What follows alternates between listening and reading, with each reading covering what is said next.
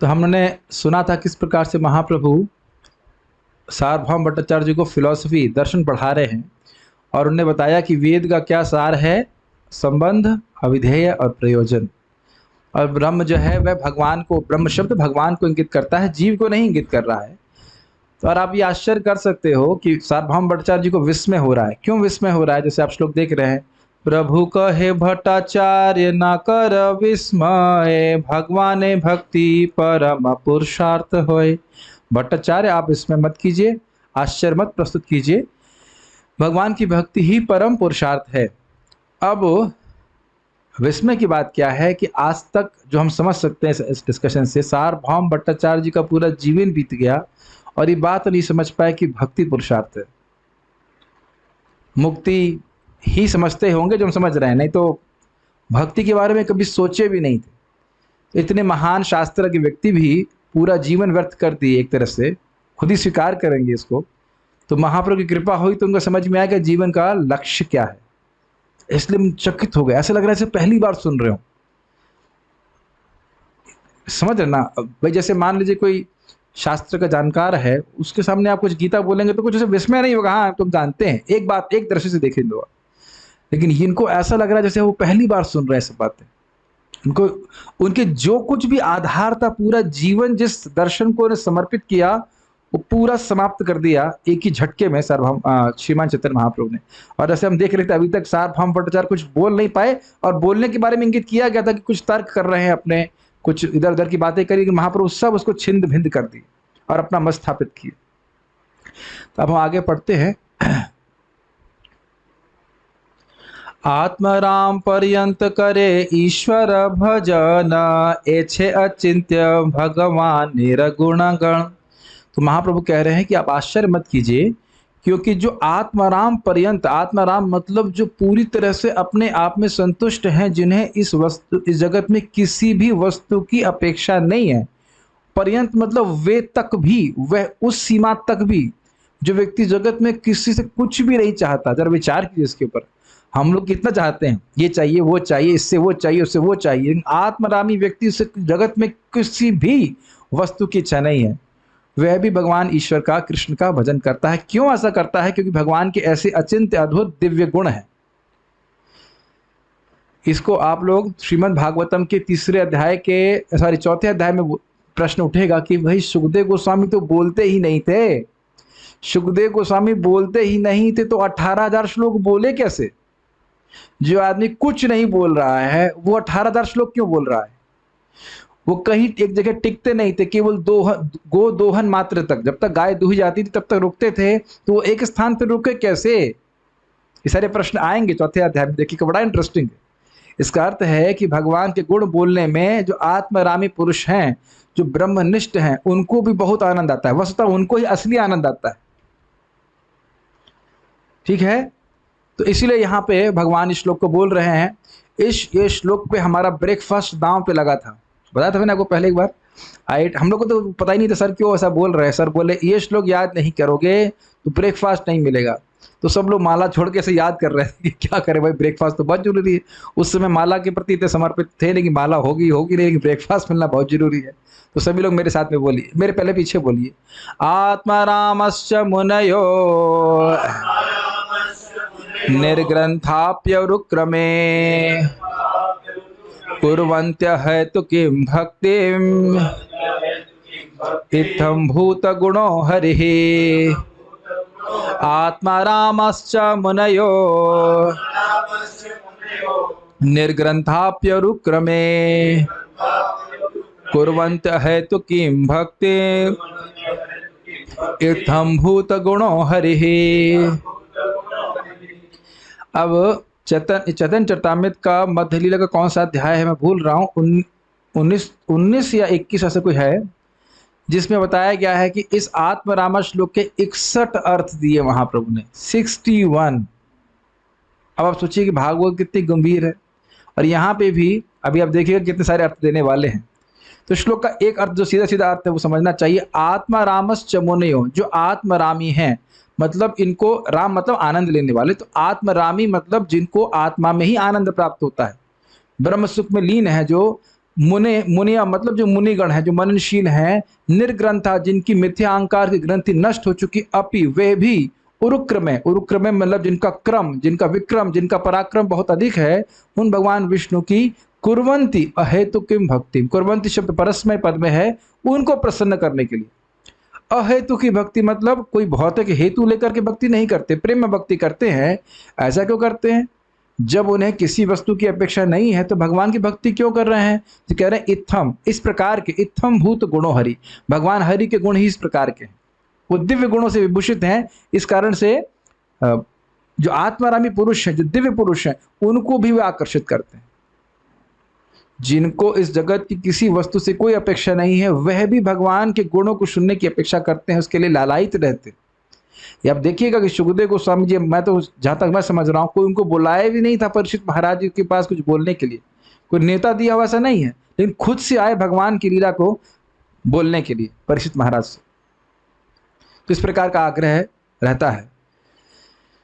महाराज इस पे बड़ा अच्छा बोलते हैं, कहते हैं कि जिसको किसी वस्तु की अपेक्षा नहीं थी, श्रीला सुखदेव गोस्वामी, वह भागवत श्रवण कर रहा है। वो भागवत पहले सीखे, सुतम श्रावया मासा, सुना था हमने कि व्यासदेव जी अपने बेटे को सुनाए, तो सुनाए मतलब सुने भी ना वो, और 18,000 श्लोक सुने। तो जिस जगत में, इस जगत में जिसको किसी वस्तु की अपेक्षा नहीं है, वह भी भागवत की उपेक्षा नहीं कर पा रहा। तो सोचिए, जिन्हें हम जैसे लोग, जिन्हें हर वस्तु की अपेक्षा, ये भी चाहिए वो भी चाहिए, उन्हें भागवत सुनने में कितनी जरूरत है। एक बहुत इससे इंपॉर्टेंट बात हम आगे बढ़ने वाले हैं, इससे पहले कि ये बात कृष्ण कथा के संबंध में बहुत अच्छी महाराज बता रहे थे। कह रहे थे कि देखिए, इस जगत में कोई भी वस्तु हम प्राप्त करते हैं तो एक ग्लानि का निर्माण करता है। ग्लानि समझते हैं? नहीं, ग्लानि मतलब काइंड ऑफ लेमेंटेशन, शोक। अरे अब ये तो है, लेकिन और ये वस्तु मिल जाती तो अच्छा होता है कि नहीं? पर जितने लोग यहाँ पे जॉब कर रहे हैं, वो लोग संतुष्ट है ना अपनी सैलरी से? कुछ हंस रहे हैं लोग, उत्तर नहीं दे रहे। लेकिन आप देख सकते हैं कि हमारे ब्रह्मचारियों को देख लीजिए, जो सब लोग भक्ति कर रहे हैं, कोई व्यक्ति यही मुझे अब तक नहीं बोला प्रभु जी 3/6 का स्पेस से अधिक चाहिए कुछ, है कि नहीं? मैं पूछा प्रभु को, आप ठीक? हाँ, बिग बेड है, बस ठीक है, संतुष्ट। क्यों ऐसा? क्योंकि कृष्ण कथा, कृष्ण भक्ति में जितने निमज्जित होंगे उतनी एक ग्लानि समाप्त हो जाएगी। ग्लानि समझ रहे हैं? लेमेंटेशन, हाय हाय हाय हाय, समझ में आता है? ये नहीं मिला, वो नहीं मिला, तृप्त हो जाता है। लालसा is in a positive sense, ग्लानि is in a negative sense. हाय ये नहीं मिला, हाय वो नहीं मिला, हाय हाय हाय। इस हाय हाय के चक्कर में तो अलेक्जेंडर ने इतनी मेहनत करी, नहीं तो खाने के 2 रोटी ही चाहिए ना। ये बहुत सुंदर बात है। व्यक्ति अपने आप को बहुत कृतार्थ मानता है, सुखी मानता है, जब कृष्ण कथा को प्राप्त करता है। आज ये भक्त बोले प्रभु जी ऑफिस में काम करने में मन नहीं लग रहा है।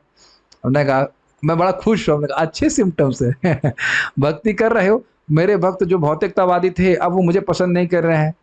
मैं मन में बोला था बहुत अच्छी बात है, very good, now you are progressing in Krishna consciousness, Krishna भावना में आप प्रगति कर रहे हैं। अरे एक दोस्त अच्छा नहीं लग रहा है, लेकिन यहाँ तो बहुत सारे दोस्त हैं ना जो आपको पसंद करते हैं। कुछ समझ रहे हैं ना मेरी बात? खैर, हम बात कल ही कर रहे थे कि भगवान हरि के गुण हैं, वे आत्मारामी पुरुषों को भी आकर्षित करते। तो महाप्रभु ने श्लोक क्यों कोट किया? अरे ये मत सोचो कि भक्ति जो है परम पुरुषार्थ क्यों है, क्योंकि प्राय कोई सोचेगा अरे जो मुक्ति है बस मुक्ति ही परम पुरुषार्थ है। नहीं, वास्तविक भक्ति तो मुक्ति के बाद शुरू होती है।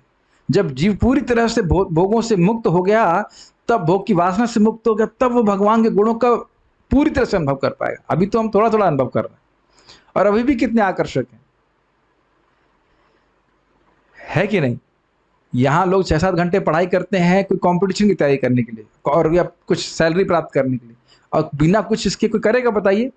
और यहाँ भक्त लोग प्रसन्न होकर के रोज ना 3 बजे से लेकर 9 बजे तक साधना करते हैं, रोज प्रसन्न होकर के, और शाम को आकर भी कथा सुन रहे थे ना, कोई दुख हो रहा है। तो समझ लेना चाहिए कि आत्मा की ये नीड है कृष्ण कथा, कृष्ण नाम। तो आप आश्चर्य मत करिए। अब देखिए, शुनि भट्टाचार्य कहे सुना महाशय, ए श्लोक के अर्थ सुनीते वांछा होए। 7 दिन तक कौन बोल रहा था? भट्टाचार्य जी। अब महाप्रभु एक दिन बोलिए, क्या कहते हैं, 100 सुनार की और 1 लुहार की, बस एक ही दिन बोले और महाप्रभु चुप करा दिए। अब क्या कह रहे हैं भट्टाचार्य? जब उन्होंने इस प्रकार से सुना भट्टाचार्य जी ने, तो कहा हे महाशय, हे गोस्वामी, आप इस श्लोक की अर्थ की व्याख्या करिए, मैं इसको सुनना चाहता हूं। अब देखिए महाप्रभु कैसे कह रहे हैं। प्रभु कहे तुमी की अर्थ करत, सॉरी, प्रभु कहे तुमी की अर्थ कर ताहा आगे सुनी, पाछे आमी करीब अर्थ जेबा की छू जाने। कितनी नम्रता में प्रस्तुत कर रहे हैं। महाप्रभु कह रहे हैं पहले आप जो अर्थ जानते हैं श्लोक का वह बोलिए, उसके बाद जो मुझे पता है मैं बोलूंगा। कितना देखिए नम्रता का, इतना छल कर रहे हैं सार्वभौम भट्टाचार्य से, जैसे कि लगता है कुछ जानते ही नहीं इसके बारे में। शून्य भट्टाचार्य श्लोक करीला व्याख्यान, तर्क शास्त्र मत उठाए विविध विधान। यह सुन करके भट्टाचार्य ने उस श्लोक की, आत्मरामा श्लोक की व्याख्या करना शुरू किया, लेकिन सबका आधार क्या था? तर्क शास्त्र मत इत्यादि थे। भक्ति के अनुसार उसकी व्याख्या नहीं करी। नवविध अर्थ कैला शास्त्र मत लैया, सुनी प्रभु कहे किछु ईशत हासिया। तो इस भागवत श्लोक के 9 अर्थ सार्वभौम भट्टाचार्य जी ने कहे, और शास्त्र के मत के अनुसार, लेकिन तर्क शास्त्र। अब इसको सुन करके महाप्रभु हंसे। ईशत मतलब समझ रहे हैं, हल्का सा मुस्कुराए और अब फिर कुछ कहने लगे। भट्टाचार्य जानी तुम्ही साक्षात बृहस्पति, शास्त्र व्याख्या करीते ऐछे कारो नहीं शक्ति। देखिए फिर गुणगान शुरू कर दिया। भट्टाचार्य जी आप तो साक्षात बृहस्पति हैं, आपके अलावा ऐसा कोई व्यक्ति नहीं है जो इस प्रकार की शास्त्र की व्याख्या करने की शक्ति रखता हो।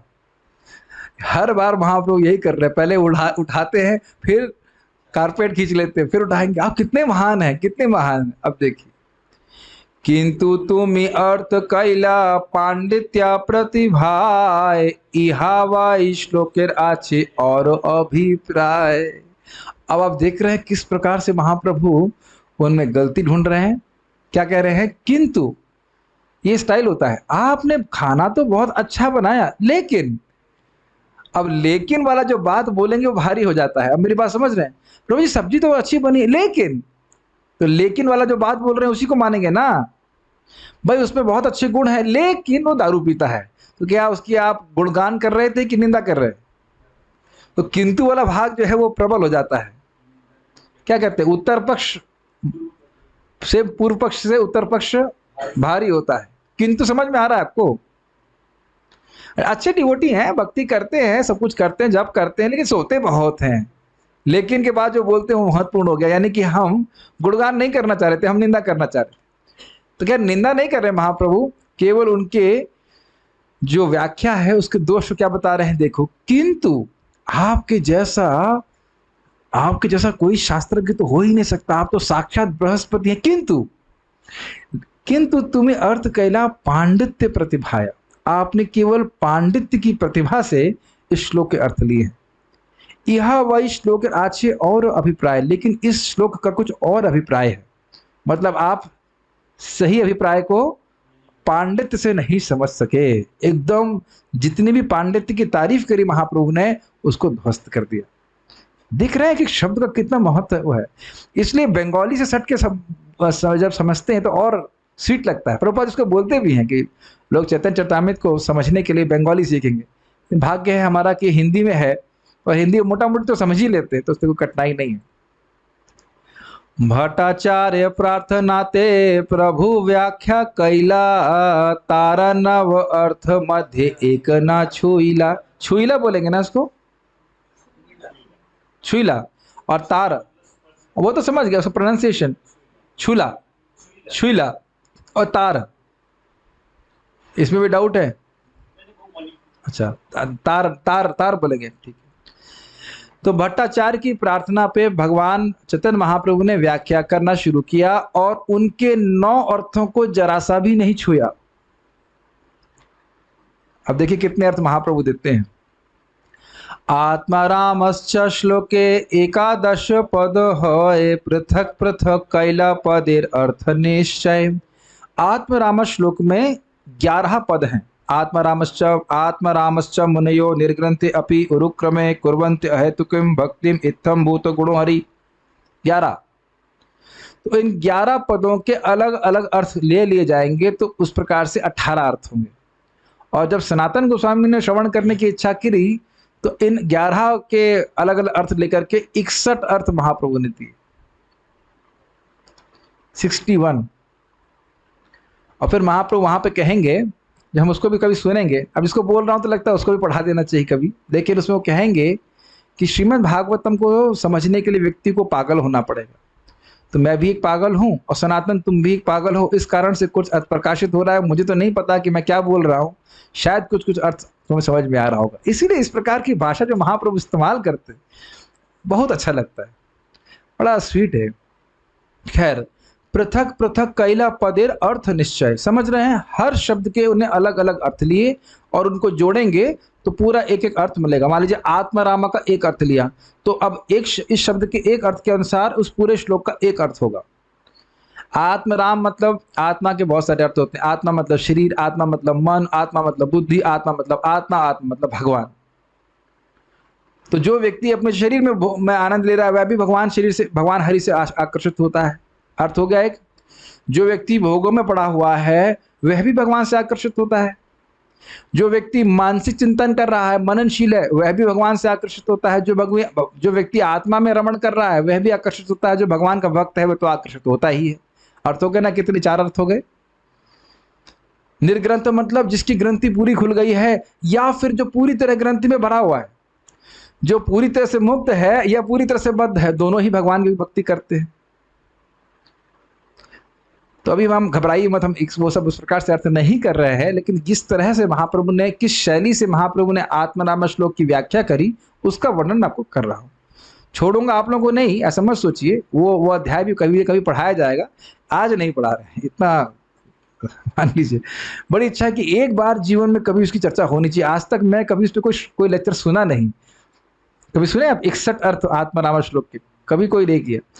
तो बस ये इच्छा तो होती है, घबराहट होती है कैसे करेंगे, लेकिन कल उसे करने में 61 दिन लग जाएगा। उसे समझना बहुत मुश्किल है, क्योंकि अर्थ अलग अलग कर देते हैं, फिर उसको कंबाइन करना होता है, फिर समझना होता है। तो कभी देखेंगे, भगवान अगर महाप्रभु आशीर्वाद करेंगे तो हम कुछ कर पाएंगे। लेकिन तरीका क्या था, मैं समझा पा रहे ना, एक एक शब्द के अलग अलग अर्थ करने, तो अलग अलग अर्थ प्रकाशित हो रहा है। तत्पद प्राधान्य आत्मरामा मिलाइया, 18 अर्थ कैले अभिप्राय लिया। तो हर पद को प्रधानतः आत्माराम शब्द में मिलाया और उसके 18 अर्थ किए। तो हम अगर बहुत सारे अर्थों को ग्रहण करते हैं आचार्यों की टीका के अनुसार, तो आपको परेशान नहीं होना चाहिए। भागवत का यही मतलब ही है। श्रीमद् भागवत अर्थ आस्वादन। भगवान तार शक्ति तार गुण गण, अचिंत प्रभावे तीन न जाए कथन। भगवान, उनकी शक्ति, उनके गुणों की गणना, उनका अचिंत प्रभाव, इन तीनों को कथन, उनको बोलना संभव नहीं है। अन्यत साध्य साधन करी आच्छादन, एति ने हरे सिद्ध साधकेरा मन। जरा इसको एक बार देख लेता हूँ, इसका अर्थ क्या लिख रहे हैं।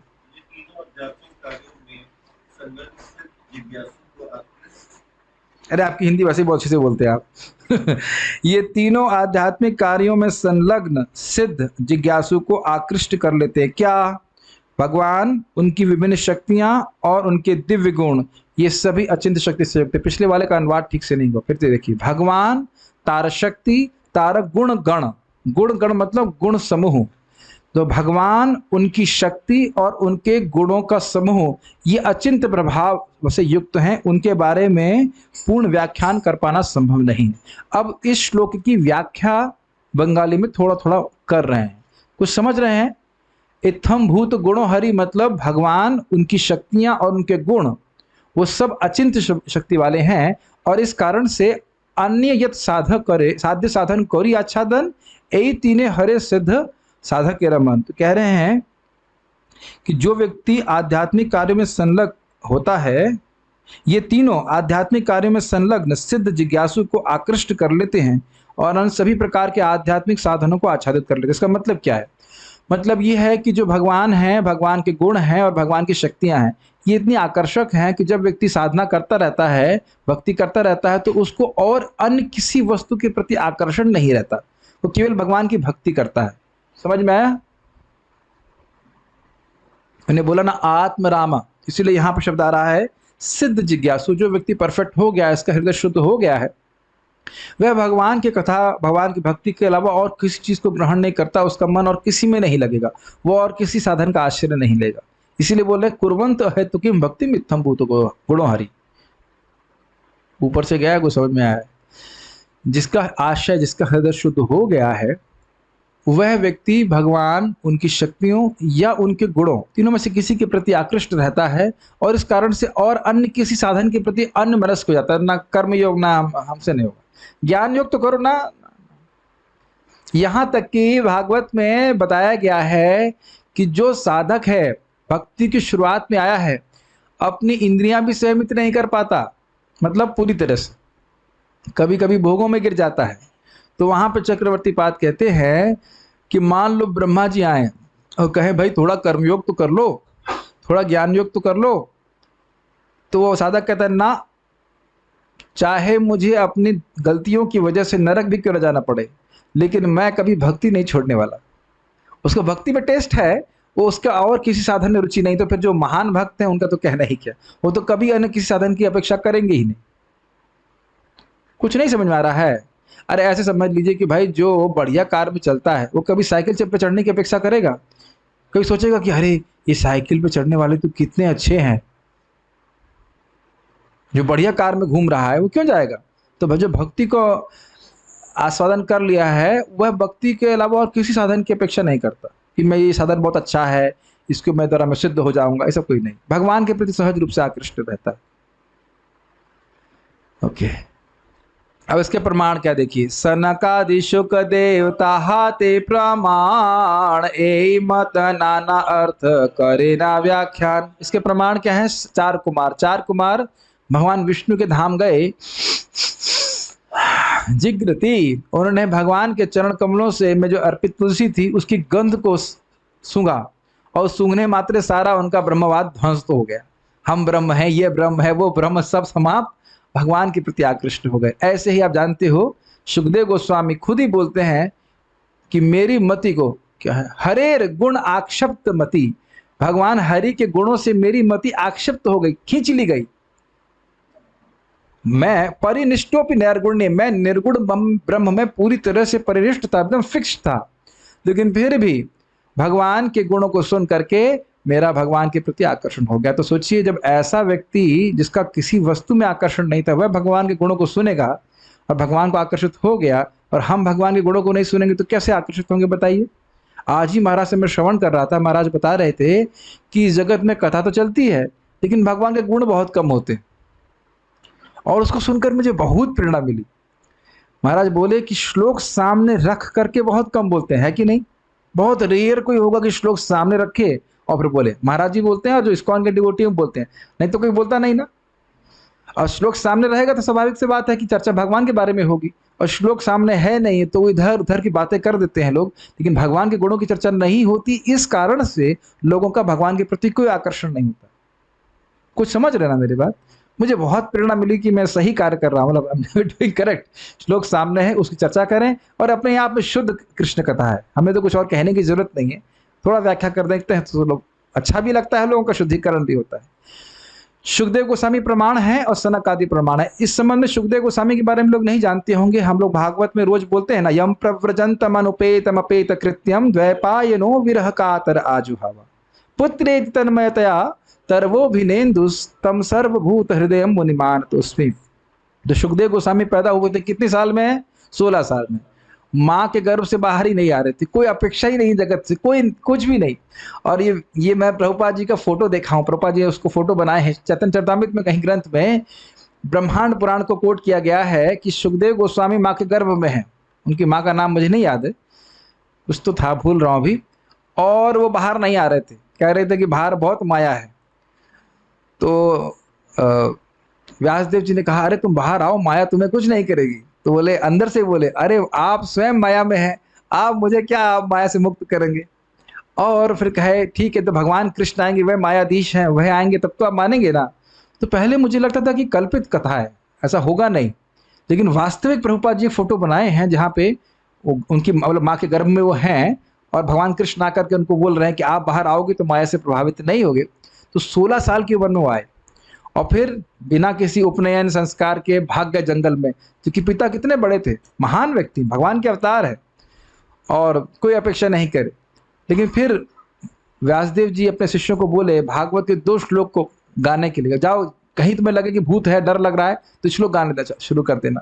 तो जंगल में जाके वो श्लोक गाने लगे, वरहा पीड़म वाला श्लोक, और भगवान की, इसमें भगवान के सौंदर्य का वर्णन है, और अहो बकीम वाला श्लोक जिसमें भगवान की कृपा का वर्णन है। तो जब इसका श्रवण किए सुखदेव गोस्वामी तो फिर वापस आ गए। वो उनको पूछे ये तो बहुत सुंदर श्लोक है, शिष्यों को बोले और सुनाओ और सुनाओ, फिर से बोलो फिर से बोलो। तो बोले हमारे गुरु आप महाराज बड़े अच्छे से बोलते, कहते हैं अरे आप इन 2 श्लोकों के लिए मर रहे हैं, हमारे गुरु महाराज तो बहुत 18,000 श्लोक लिखे हैं ऐसे, चलिए सुनिए। कहते कौन है गुरु महाराज आपके, समझ गए थे कौन है, व्यासदेव जी। तो फिर आकर के व्यासदेव जी से सुने। तो ये आप अभी 3रे अध्याय में पढ़ने वाले हो, पढ़े थे। सुतम आधापयामासः, अपने बेटे को सुखदेव गोस्वामी को ये भागवत सुनाई, कि वो समझ रहे थे कि भक्ति के अधिकारी हैं। तो आप समझ गए सुखदेव गोस्वामी और कुमार इस प्रकार के प्रमाण हैं कि भगवान के गुण मुक्त पुरुषों को भी आकर्षित करते हैं। जिस प्रकार से अनेक अर्थ का व्याख्यान महाप्रभु ने किया। शुनु भट्टाचार्य मने हैला चमत्कार, प्रभु के कृष्ण जाने करे अपना अधिकार। जब भट्टाचार्य जी ने सुना तो वो चमत्कृत हो गए। देखिए अब इसमें आपको कुछ विशेष नहीं लग रहा होगा, फिर से समझिए। जो व्यक्ति जो हमने सुना है बृहस्पति जी के अवतार हैं सार्वभौम भट्टाचार्य, जो सन्यासी को वेदांत पढ़ा रहा है, उसके सामने शास्त्र की व्याख्या करके उसे चमत्कृत कर देना ये आसान बात नहीं है। कुछ समझ रहे हैं? रियली बहुत ब्रिलियंट प्रवचन होना चाहिए, तब कोई शास्त्रज्ञ व्यक्ति उससे चमत्कृत होगा। कुछ ग्रहण कर रहे हैं? तो इसलिए भट्टाचार्य के मन में चमत्कार हो रहा है, तो अब समझ गए। अब देखिए कृपा हो रही है। पहले घर में थे, उनकी सेवा कर रहे हैं, सब कुछ कर रहे हैं, लेकिन समझ नहीं पा रहे हैं कि भगवान है। अब जब कृपा हुई महाप्रभु की, तो क्या कह रहे हैं? प्रभु के कृष्ण जानी करे अपना धिक्कार। भगवान कृष्ण को महाप्रभु को समझ रहे हैं कि ये तो साक्षात कृष्ण है। ऐसी व्याख्या भगवान के अलावा कोई नहीं कर सकता। सोचिए क्या एक्सपीरियंस होगा ना, किसी से आप श्रवण कर रहे हैं, मालूम चले ये तो भगवान है। थोड़ा सा लीला में प्रवेश कीजिए, बहुत लंबी लीला नहीं है, बहुत पुरानी लीला नहीं, 500 साल पहले है ना। आप किसी से बात कर रहे हैं, आपको कथा सुना रहा है, और वो सोचिए वो भगवान ही निकल जाए तो ये तो एकदम हिल जाएंगे ना। आश्चर्य की बात है ना। सोचिए कितना आश्चर्य हुआ होगा भट्टाचार्य जी को। एक दिन ये आश्चर्य हम लोग को भी होने वाला है। ऐसा नहीं कि कृष्ण मिलेंगे नहीं तो आप इस्कॉन में आए नहीं होते। ये बात ध्यान रख लीजिएगा। ऐसा मत सोचिए कृष्ण नहीं मिलेंगे, मिलेंगे जरूर।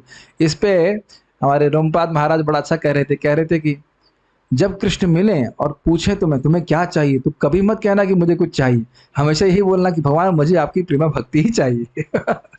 खैर जब इस प्रकार से कृष्ण मिलेंगे तो ऐसी स्थिति होगी भी नहीं कि हम कुछ भौतिक चाहेंगे, है कि नहीं? हाँ नहीं, भौतिक प्रेम भक्ति भौतिक नहीं है। तो वही तो महाराज बोल रहे हैं कि कभी ये नहीं बोलना कि मुझे ये चाहिए, मुझे वो चाहिए, मुझे ये चाहिए। लेकिन ये बात ध्यान रखिएगा कि एक दिन कृष्ण मिलेंगे, और इसी आशा के संग व्यक्ति भजन करता है। आर्बिट भजन नहीं करता। आर्बिट समझते हैं, मतलब ऐसे ही नहीं भजन कर रहा है, कोई उद्देश्य लेके चल रहा है कि हाँ भाई एक दिन मुझे भगवान के चरणों की प्राप्ति हो, इसलिए भजन कर रहा है। ये कोई समझ नहीं पा रहा है। आज प्रभुपाद जी यही बात बोल रहे थे कि केवल इस्कॉन में या कृष्ण भावना आंदोलन में ही व्याख्या की जा रही, बताया जा रहा है कि एक आध्यात्मिक जगत है। बात बहुत सिंपल सी लगती है ना, लेकिन कौन ये इन्फॉर्मेशन दे रहा है बताइए। खैर अपने को धिक्कार कर रहे थे कि किस प्रकार से ने महाप्रभु को। अब आप ये बताइए एक और सुंदर सी बात, आप भगवान को पढ़ाने जाएंगे, आप समझ में आ रहा धिक्कार क्यों कर रहे हैं? वो कह रहे थे अरे ये तो हीन संप्रदाय में संन्यास लिए हैं, ये तो बालक हैं, ये बालक तो नहीं कहा, मतलब यंग है, युवा अवस्था में है, इनके संन्यास की रक्षा मैं करूंगा अपनी पढ़ाई करा के, वेदांत की पढ़ा करके। आप समझ रहे हैं धिक्कार क्यों कर रहे हैं? अरे मैं तो भगवान को समझ ही नहीं पाया। इस प्रकार से यह तो साक्षात कृष्ण मोई ना जानिया, महा अपराध कैनो गर्वित हैया। स्पष्ट है, अरे ये तो भगवान कृष्ण हैं, मैं तो समझ ही नहीं पाया, इनके चरणों में बहुत अपराध किया गर्वित होकर के कि मैं बड़ा हूं, मैं समझाऊंगा इनको। आत्मनिंदा करी लैला प्रभु शरणा, कृपा करी भारत बे प्रभु हैलम। अपनी निंदा करने लगे, अरे मैं तो बहुत बड़ा अपराधी हूं, और भगवान की शरण लेने लगे। तब कृपा करी बारे तबे प्रभु हैलमन, तब भगवान के मन में इच्छा हुई कि इनके ऊपर कृपा करनी चाहिए। ये बहुत गंभीर है, एक्चुअली बहुत गंभीर बात है, हम पर भी अप्लाई होता है। कई बार महाराज जी से समझाते हैं परम पूज्य सच्चिदानंद महाराज की भगवान के सामने जाकर बड़ी नम्र भावना होनी चाहिए कि भगवान मैं कितने जन्मों से आपको भूला हुआ हूँ, मैं आपकी शरण में हूँ। ये हमारे लिए बोलना मुश्किल क्यों होता है पता है? क्योंकि हम सोचते हैं we are the best. Is it not? हर बद्धजीव यही सोच रहा है कि I am very good, very good, I am very nice. हमसे बढ़कर कौन है? जो एकदम निकृष्ट व्यक्ति है वह भी यही सोच रहा है कि मैं बहुत इंटेलिजेंट हूँ, बहुत बुद्धिमान हूँ। इसलिए नम्रता से जाप करना, नम्रता से भगवान के पास जाना हमको कठिन होता है, लेकिन उसके बाद सब कुछ बहुत आसान हो जाता है। अब देखिए, निज रूप प्रभु तारे कराइला दर्शना, चतुर्भुज रूप प्रभु हैला तखन। अब अपने स्वरूप को श्रीमान चैतन्य महाप्रभु ने उनको दिखाया और चतुर्भुज रूप में हो गए। तो देख लीजिए, भगवान हमने पहले भी श्रवण किया था बीच में अभी भागवत में, कि जब भगवान की इच्छा होती है कि ये जीव मुझको देखे तभी भगवान को देख पाता है। हम लोग टीका में पढ़ रहे थे ना, अपने प्रयास मात्र से हम भगवान को नहीं देख सकते। जब भगवान के हृदय में कृपा होती है कि ये व्यक्ति ने बहुत अच्छे से भक्ति करी है, उसके संघर्ष को देखते हैं, उसकी भक्ति से प्रसन्न होते हैं और उसकी लालसा को देखते हैं कि मुझे देखना चाहता है, तब भगवान इस प्रकार का दर्शन भक्त को देते हैं। ये आप नारद जी के संग में देखेंगे।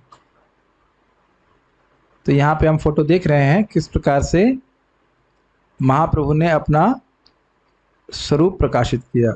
ठीक है, सार चतुर्भुज रूप, फिर कृष्ण स्वरूप दिखाया। ये देख रहे हैं चतुर्भुज रूप, दाएं में देख रहे हैं भगवान विष्णु स्वरूप, मतलब हमारे मेरे राइट में या उनके महाप्रभु के लेफ्ट में विष्णु स्वरूप दिखाया, और फिर द्विभुज शंख बंशीधारी रूप दिखाया। देखाइला तारे आगे चतुर्भुज रूप, पाछे श्याम वंशी मुख स्वकीय स्वरूप। स्पष्ट, पहले उन्होंने चतुर्भुज रूप दिखाया जैसे कि आपने फोटो में देखा, और उसके बाद श्याम वंशी मुख, श्याम वर्ण का श्याम सुंदर स्वरूप भगवान चैतन्य महाप्रभु ने दिखाया, स्वकीय स्वरूप। देख पा रहे हैं फोटो में? ओके। ऐसा कोई व्यक्ति हो जो पूरे महाप्रभु की लीला का ही चित्रांकन करते तो कितना सुंदर हो जाए ना। ऐसा आज तो कोई कर नहीं पाया, लेकिन कर सके तो। देखी सार्वभौम दंडवत करी पड़ी, पुनः उठी स्तुति करे दुई कर जुड़ी। इसको देख करके सार्वभौम भट्टाचार्य दंडवत करके गिर पड़े, ऐसा अपने फोटो में देखा, और उठे और फिर स्तुति करने लगे दोनों हाथ जोड़ करके। प्रभुर कृपायतार स्फुरिल सब तत्व, नाम प्रेम दान आदि वर्णे न महत्व। भगवान की कृपा से सारा तत्व उनके हृदय में स्फुरित हो गया। ये बात ब्रह्मा जी के संग भी हुई थी, जब भगवान ने उनको चतुश्लोकी भागवत कहा तो उनका मेरी कृपा से जो भी तुम्हें मैंने ज्ञान दिया है वह तुम्हारे हृदय में स्फुरित हो। ऐसे सनातन गोस्वामी को ज्ञान दिए, और वहां पे भी महाप्रभु से सनातन गोस्वामी कहे 2 महीने के बाद 2 महीने पढ़ाया उनको, और उसके बाद वहाँ सनातन गोस्वामी कहते हैं कि आप जो कुछ भी मुझे पढ़ाए आप आशीर्वाद दीजिए कि मेरे हृदय में स्फुरित हो। ये बहुत सुंदर बात है। आज सुबह भी हम इसको श्रवण कर रहे थे कि हम संपूर्ण ज्ञान का असीमित स्रोत हमारे हृदय में ही है। कौन है? भगवान। कभी विचार कीजिए। और जब हमसे वो प्रसन्न होते हैं, हम भक्ति करते हैं, हमसे वो प्रसन्न होते हैं, तब वो ज्ञान को खोलते हैं, ज्ञान का टैप खोलते हैं, ऐसे कह दीजिए। नहीं समझ में आ रहा? जैसे आप देखते हैं ना, आज यहाँ सॉफ्टवेयर इंजीनियर समझ जाएंगे, जो वाईफाई का जो आईएसपी होता है ना, इंटरनेट सर्विस प्रोवाइडर, वहाँ से कंट्रोल करता है आपको 100 Mbps देना है कि 50 Mbps देना है कि 20 Mbps देना, और चाहे या फिर स्पीड डाउन कर देनी है। समझ रहे ना मेरी बात? वहीं से बैठा बैठा वो कंट्रोल करता रहता है। तो उसी प्रकार से नहीं मतलब भगवान की जब हम भक्ति करते हैं, समझ लीजिए हर बार आप जब भगवान को प्रणाम कर रहे हैं, भगवान का जाप कर रहे हैं, भगवान के भक्तों की सेवा कर रहे हैं, भगवान बड़े प्रसन्न होते हैं और धीरे-धीरे वो दिव्य ज्ञान को हमारे हृदय में प्रकाशित करते हैं। महाराज बहुत अच्छा बोल रहे थे इस संबंध में कि कोई व्यक्ति भगवान को प्रणाम करके उठ रहा है, वो सेम व्यक्ति नहीं है। उसका अज्ञान नष्ट हुआ, उसके पाप ध्वंस हुए। समझ रहे हैं? और धीरे-धीरे आपको भगवान को प्रणाम करना बड़ा अच्छा लगने लग जाएगा। आजकल तो गर्मी है, कोई कठिनाई नहीं है। जाड़े में थोड़ा दिक्कत होती है।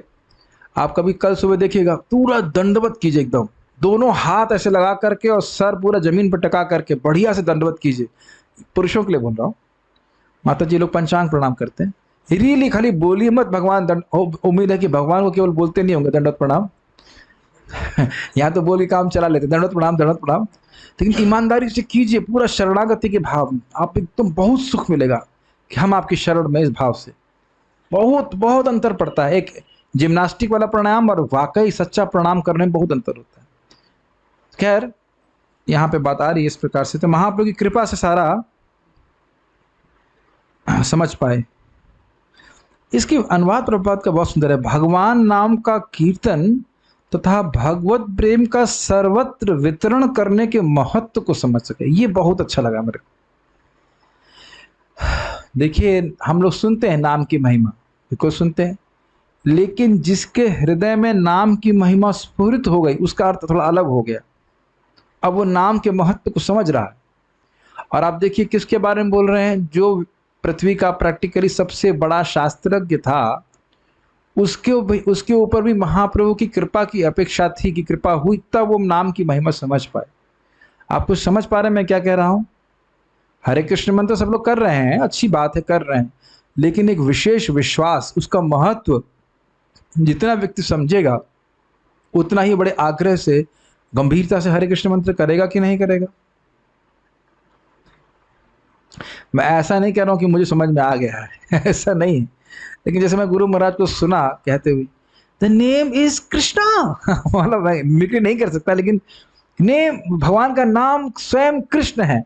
और वो इतने इम्फेसिस से बोल रहे थे कि अब वो महाराज जी जानते हैं कि क्या उनको अनुभव प्राप्त हुआ होता है, ये कहना चाहिए। एक बार महाराज जी से पूछा गया कि गुरु महाराज से कि आपने कोई अपना पर्सनल विग्रह नहीं रखा, क्या कारण है? तो महाराज ने अपनी माला बाहर निकाली और बोले, हरे कृष्णा कृष्ण कृष्ण हरे हरे, हरे राम राम राम हरे। ये भगवान का नाम ही मेरा विग्रह है। मैं सोचा करता हूँ महाराज इतने नम्र हैं, कितना आनंद आता होगा नाम जप करने में। मैं तो खाली नम्रता का अभ्यास करता हूँ और फिर दिन में 2-4 लोगों पे क्रोधित हो ही जाता।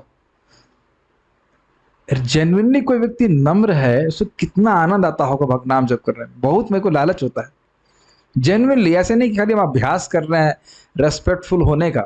जेन्युइनली नम्र हो कोई, वाकई नम्र हो, तो कितना आनंद आता होगा उसका। कब होंगे हम Vipin Prabhu? Very difficult to become humble ठीक है, लेकिन जो भी है। और दूसरा, प्रेम दान महत्व, ये बहुत गंभीर है। किस प्रकार से भक्ति दूसरों को दे करके हम भगवान की असीमित सेवा कर रहे हैं। It is unlimited service to the unlimited, it is infinite service to the infinite. किसी जीव पर कितनी बड़ी कृपा की जा रही है भक्ति दे करके या भक्ति का मौका दे करके, ये प्रचार करने वालों को भी समझ में नहीं आता। जो प्रचारित कर रहे हैं उनको तो छोड़ दीजिए आप। परम पूज्य जयप्रताप हमारे इस बात को बोलते हैं, आप सुने महाराज का कथन, we don't know how much mercy we are giving to others. क्या स्टेटमेंट है, अमेजिंग, इज इट नॉट? आप किसी को प्रसाद खिला रहे हैं, किसी को पुस्तक दे रहे हैं, जिस व्यक्ति ने मुझे जर्नी ऑफ सेल्फ डिस्कवरी दी या पुस्तक प्रचार करने के लिए आए, या हम आज यहाँ भागवत पढ़ रहे हैं, चैतन्य चरितामृत पढ़ रहे हैं, कितना बड़े भाग्य का निर्माण कर रहे हैं। अपने लिए तो कर ही रहे हैं, और जो लोग श्रवण करेंगे वो लोग, उनका कितना भाग्य होगा उसकी हम कल्पना नहीं कर सकते, कुछ नहीं जानते हम। इसीलिए तो प्रचार का उत्साह नहीं होता है। प्रभु जी हम लोग बहुत पतित हैं, इतने तो नहीं है कि प्रसाद नहीं खाएं, प्रसाद खाने लायक तो हैं, लेकिन प्रचार नहीं करना चाहते। हमारे प्रभु जी देखिए कितने उत्साहित, वंशी वदन, ओके करेक्ट, वंशी वदन प्रभु अपने फोन के द्वारा कॉन्फ्रेंस कॉल करके 20 लोगों का प्रचार कर रहे हैं। सो हैप्पी, वाले दू वालेदू means anyhow you are preaching by prasadam. वालेदू मतलब not good, is it not? So आप लोग, अब आप लोग का ग्रुप बन गया है, Vanshivardhan Prabhu, Karnamit Prabhu, Vipin Prabhu and where is other one, Amarnath है छुप रहा है। तो आप लोग तेलुगु के गीता के ट्यूटोरियल्स बनाइए, ठीक है? You do like that. इससे हमारा भी शुद्धिकरण होता है और जो लोग भी श्रवण करेंगे उनका भी फायदा होता है। देन विल बी बाउंदी, छल बाउंदी। ओके, जितना ये समझ में आता है कि नाम उच्चारण करके, भक्ति करके ही जीव का परम कल्याण हो रहा है, मेरा परम कल्याण हो रहा है, उतना बात समझ में आती है कि दूसरों पे कृपा करनी चाहिए। तो ये बात है, अभिभावन की कृपा, जितना आप अच्छे से नाम जप करोगे उतना समझ में आएगा कि कृपा करनी ही चाहिए, ठीक है? जैसे आज हमारे प्रभु, नाम भूल गया, आपका नाम क्या है? अपने प्रभु जी वाले अभी आए हैं, थोड़े दाढ़ी वाले प्रभु जी का नाम, हाँ विजय। तो विजय प्रभु अकस्मात आ गए, कहे हम आश्रम ज्वाइन करना चाहते हैं। अब मुझे नहीं पता कि इन्हें भी कितना समझ में आ रहा है कि कितने बड़े भाग्य का उदय हो रहा है।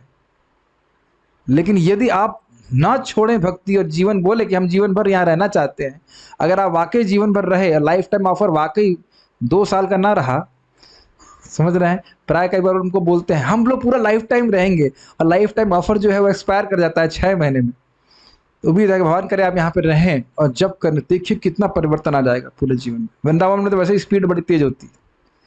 तो हम खाली इस बात, ये मुझे बहुत अच्छी लाइन लगी, इसलिए मैं कुछ व्याख्या कर रहा हूँ कि जितना नाम जब करेंगे, भक्ति अच्छे से करेंगे, उतना भक्ति की महिमा हृदय में प्रकाशित होती है और दूसरों को भक्ति देने की इच्छा होती है। इसीलिए मैं बहुत खुश होता हूँ सुबह जब मैं जूम पे लोगों को जब करते हुए देखता हूँ, यहाँ पे प्रवचन अगले आते हैं, इसलिए नहीं कि कोई भीड़ इकट्ठी हो रही है, ये बात नहीं है।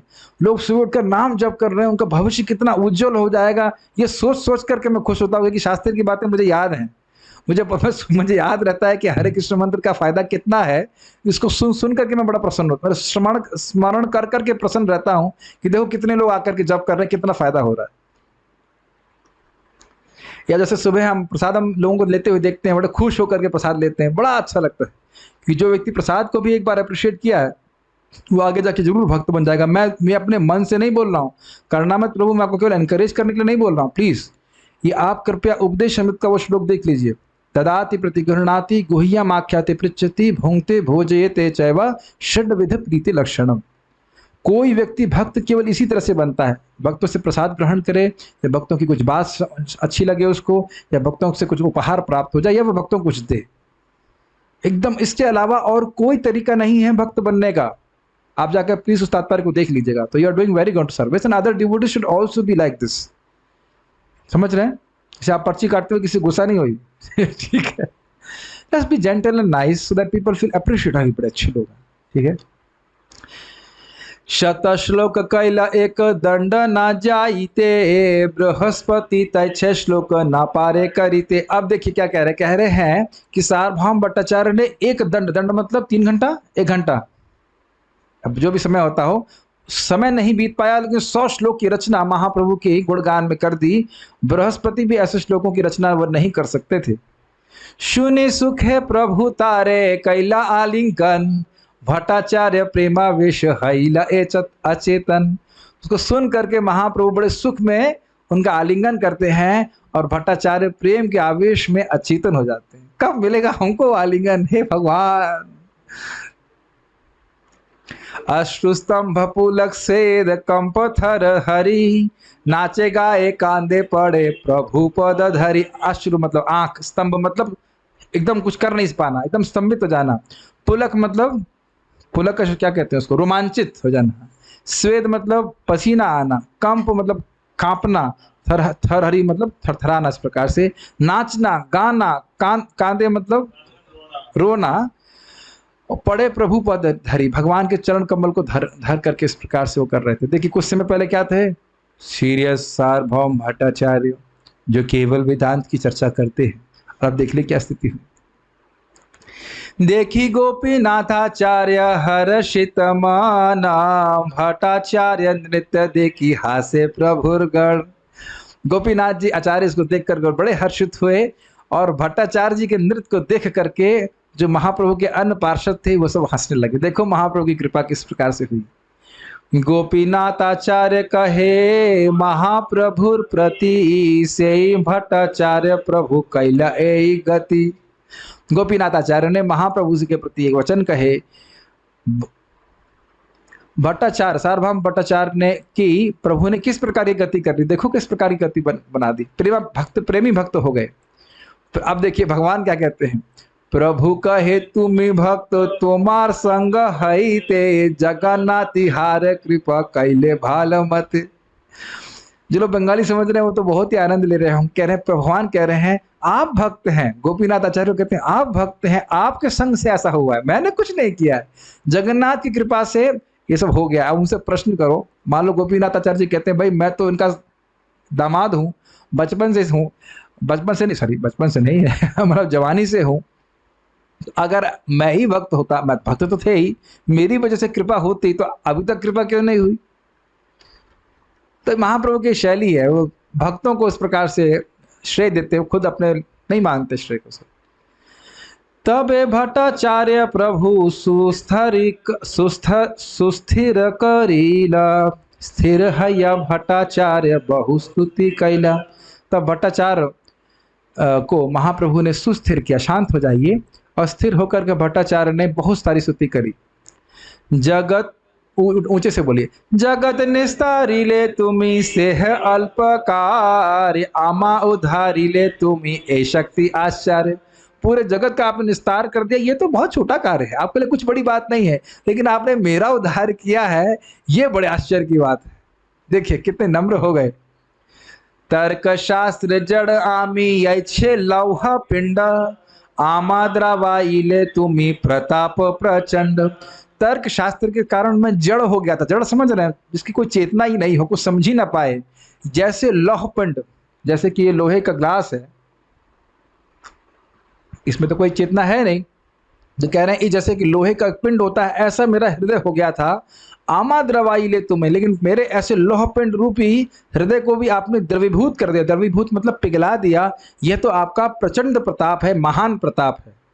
ठीक है, ये बात हर भक्त श्रीमन चैतन्य महाप्रभु की कृपा से समझ सकता है कि अपने जीवन में वो पहले क्या सोचा करता था जब भक्ति में नहीं आया, और अब वो किस प्रकार का जीवन जी रहा है। तो इससे कम से कम मन में कृतज्ञता तो जरूर आनी चाहिए। ये बहुत गंभीर बात है कि भगवान, पता नहीं मैं कैसे, कौन से नरक में जा रहा था, मेरा कहाँ फ्लैट बुक था कि नहीं, और आपकी कृपा से आज हम भक्तों का संग प्राप्त कर पा रहे हैं। ये बहुत अच्छी बात है। हम भगवान का नाम जप कर पा रहे हैं, सुबह उठकर आपका दर्शन कर पा रहे हैं, ऐसी थोड़ी थोड़ी मति हो रही है कि नहीं। आपको भक्त जबरदस्ती पकड़ के लाए कि नहीं आप है कि नहीं। हमारे एजेंट्स घूमते रहते हैं मंदिर में, जो भोले भाले मासूम लोग हैं, हमने उनको पकड़ने के लिए लगा रखे, और वो साधु वेश में नहीं रहते हैं ताकि लोग छल के द्वारा उनके पकड़े जा रहे कहने का अर्थ ये है कि ये सब महाप्रभु की असीमित कृपा है। मुझे आज भी याद है कि जो पहला प्रवचन में सुनने गया, मैं जा नहीं रहा था सुनने, बाद में कोई बोला अरे भैया कंपलसरी अटेंडेंस कंपलसरी है, डीन आएगा अटेंडेंस लेगा। अरे अच्छा अटेंडेंस लेगा क्या, चलो चलो चलते हैं। और फिर वहाँ बताना शुरू करे, तुम शरीर नहीं हो, तुम आत्मा हो, ये है वो है। तुम्हें स्पष्ट दिखता है, और पता नहीं कौन था जो मुझे इस प्रकार से वो ज्ञान दिया कि अटेंडेंस लगेगी। निश्चित है मेरी भक्ति का कुछ तो फायदा उसको जरूर मिलेगा, तो उसकी वजह से मैं वहाँ पहला कार्यक्रम करने गया। जो भी कुछ मैं भक्ति कर पा रहा हूँ, कैसे भगवान उसके मुख से बुलवाया, मैं तो ये कहूँगा मुख से बुलवाया, नहीं तो हम तो नरक के ही कैंडिडेट थे, कोई इसमें डाउट नहीं। बहुत अच्छी बात यहाँ से सीखने को मिल रही। स्तुति सुनि महाप्रभु निज वास आइला, भट्टाचार्य आचार्य द्वारे भिक्षा कराइला। स्तुति सुन करके महाप्रभु अपने घर पे आए, वासा आइला मतलब अपने निजवास पे आए, और भट्टाचार्य आचार्य यानी कि भट्टाचार्य सार्वभौम भट्टाचार्य जी ने गोपीनाथ आचार्य के द्वारा उनको भिक्षा प्रस्तुत कराई महाप्रभु को। और दिन प्रभु गेला जगन्नाथ दर्शने, दर्शन करीला जगन्नाथ शयोत्थान। और किसी दिन भगवान जगन्नाथ जी का दर्शन करने के लिए गए, और दर्शन करके जगन्नाथ जी का शयोत्थाने मतलब जो मंगल आरती के समय रहा होगा, सुबह का समय। पुजारी आनिया माला प्रसादन धिला, प्रसादन माला पैया प्रभु हर्ष होइला। पुजारी ने आकर के उनको माला प्रसाद दिया, जो भगवान को अर्पित माला होती वो दिया, और उसको पाकर के भगवान महाप्रभु बड़े हर्षित हुए।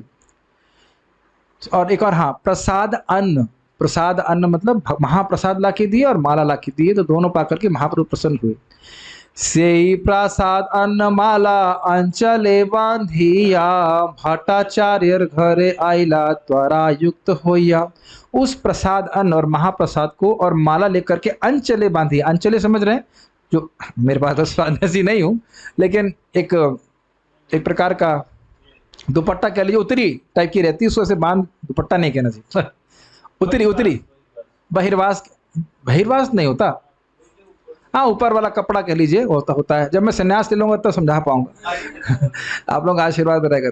तो एनीवेज, तो ये इस प्रकार से आगे कपड़ा रहता है, और उस कपड़े में लग करके अब आप एक चीज देख रहे हैं, तदाति प्रतिगृहणाति गुह्यमाख्याति पृच्छति भुंक्ते भोजयते चैव षड्विध प्रीति लक्षण। देखिए, ये बहुत सुंदर बात है कि जब चैतन्य चरितामृत आप पढ़ेंगे तो ये 6 आदान प्रदान भक्तों के बीच में बहुत स्पष्ट रूप से होते हुए दिखेंगे। कभी कभी प्रवचनों को सुन करके, मेरे ही जो बातें सुन करके लोग सोचते हैं कि हम लोग निष्ठुर होने के लिए बोल रहे हैं। निष्ठुर होने के लिए नहीं बोल रहे हैं, अनासक्त होने के लिए बोल रहे हैं, भौतिक संग से। आसक्त होने के लिए बोल रहे हैं, भक्तों के संग से। कभी नहीं बोला हूं कि भक्त संग में आसक्त मत होइए, कोई बोला हूं ऐसा? हो सकता हो सुनने में आ रहा हो इस प्रकार से।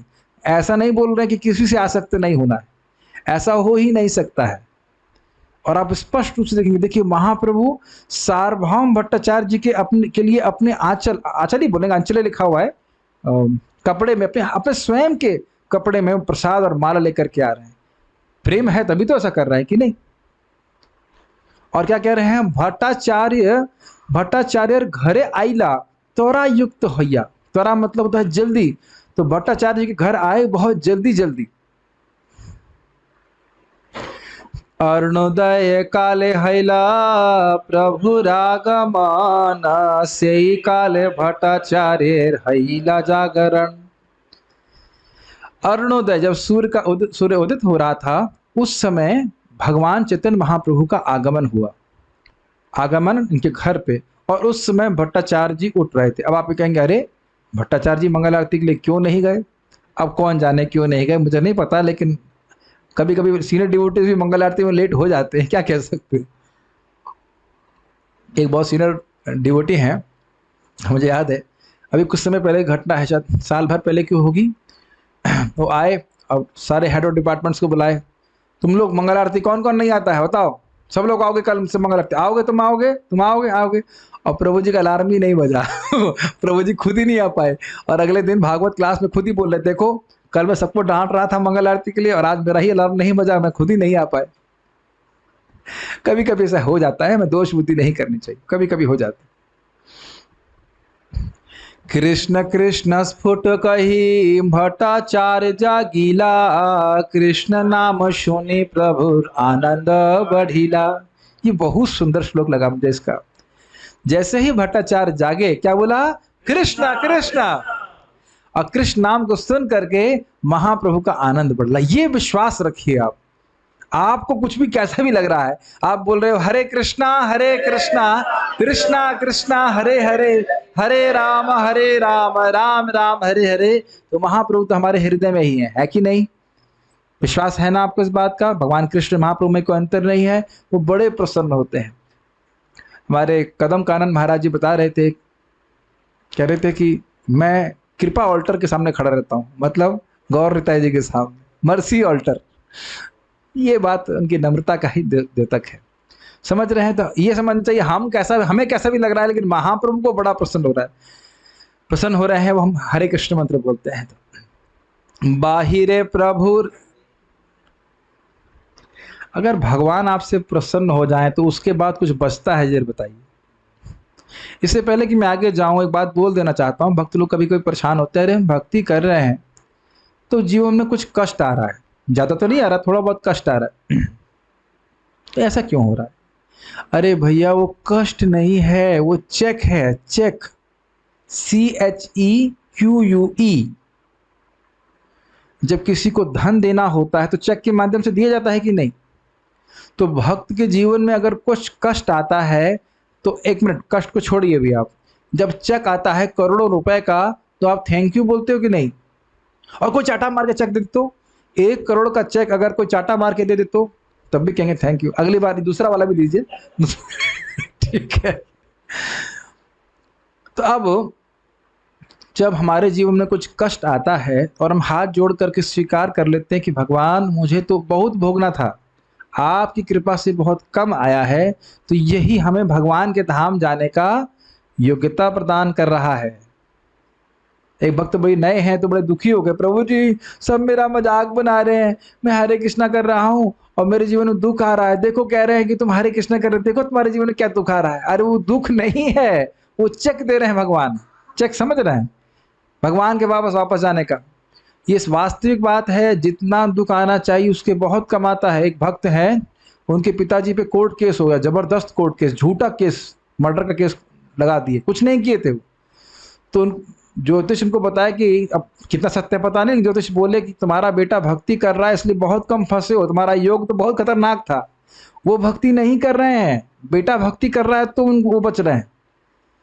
समझ रहे हैं आप लोग? हमारी बात पे विश्वास नहीं, वो खुद मुझे भक्त बोले कि हाँ प्रभु जी, ज्योतिष बोले कि मतलब वो भक्त भक्ति कर रहा है, लड़का भक्ति कर रहा है तो पिताजी बच गए, नहीं तो पिताजी का बैंड बच गया होता।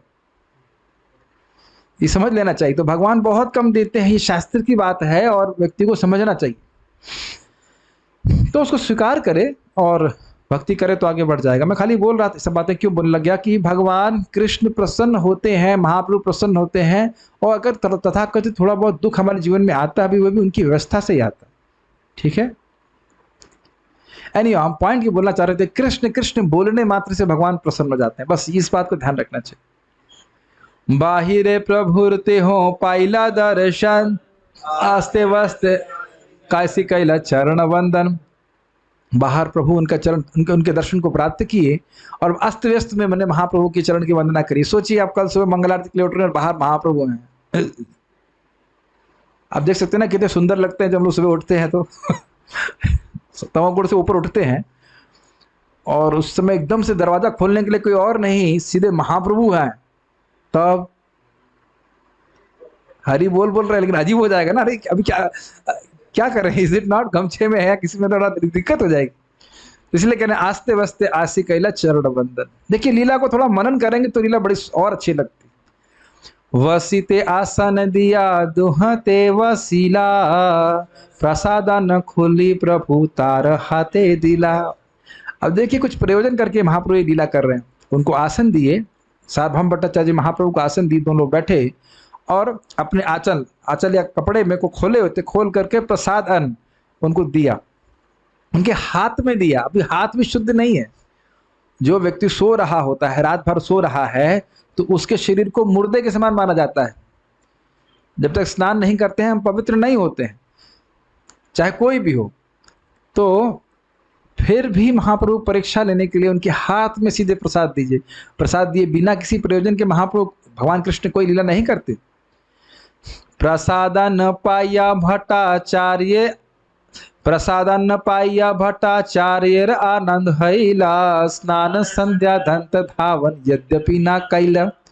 प्रसाद अन्न पा करके भट्टाचार्य को बहुत आनंद हुआ। आप समझ रहे हैं, भगवान का प्रसाद किसी को प्राप्त करा रहे हैं, कोई ये सामान्य बात नहीं है। स्नान संध्या मतलब जो गायत्री इत्यादि, दंत धावन मतलब ब्रश नहीं, ब्रश तो नहीं होता होगा, नीम दातून वगैरह यद्यपि नहीं किए थे, कोई शुद्धिकरण का कार्य नहीं किए, तो एक ब्राह्मण के लिए इस प्रकार के कार्य करना बहुत जरूरी, तभी वो प्रसाद ग्रहण कर सकता है। ये सब आप लोगों के लिए नहीं है। ये नहीं कि सुबह उठते ही मंगल आरती, प्रभु जी प्रसादन कैला, कहाँ प्रसादन कहाँ है, चलो अब क्या नाम से हमारे करना मित्रों की ड्यूटी 2 बजे से लगाओ, जैसे उठेंगे हमारे बाल भोग मिलना चाहिए। नहीं, हमें तपस्या करनी, जब तक प्रसाद नहीं, सॉरी जब तक 16 माला नहीं होगी, उल्टा निकल गया, जब तक 16 माला नहीं होगी हमें प्रसाद नहीं ग्रहण करना।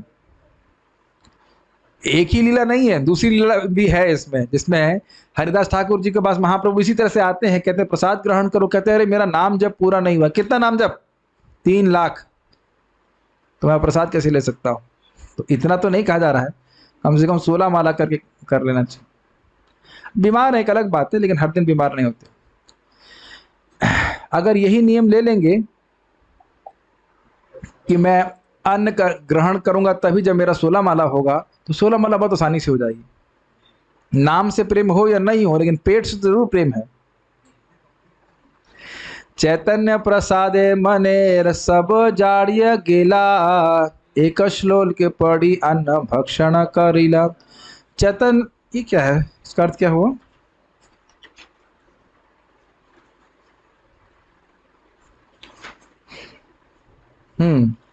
श्री चैतन्य महाप्रभु की कृपा से सार्वभौम भट्टाचार्य के मन की सारी जड़ता दूर होगी। अच्छा, मनेर सब जाड्य गेला, जाड्य गेला जो भी कह लीजिए, जड़ता थी, भगवान के प्रसाद को दिव्य न समझने की भावना थी, सब चली गई।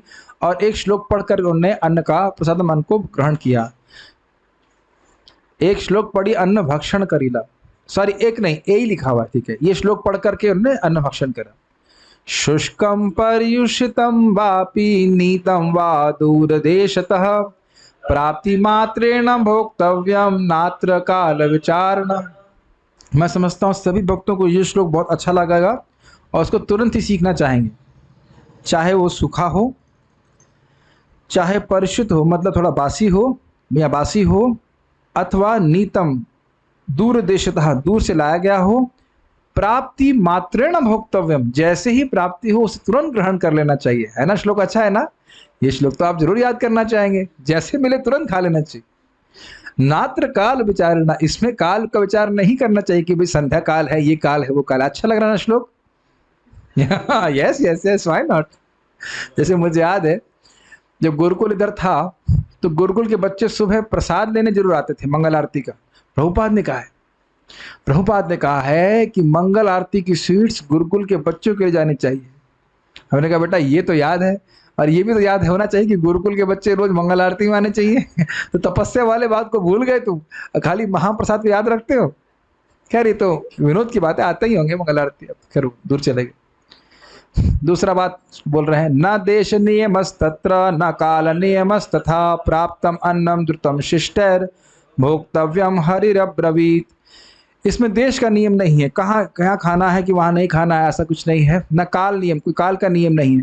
प्राप्त मात्र ही उसको ग्रहण करना चाहिए भगवान विष्णु के प्रसाद को। भोक्तव्यम हरिरब्रवीत, तुरंत इसे ग्रहण कर लेना चाहिए। यह पूर्ण पुरुषोत्तम भगवान का आदेश हो।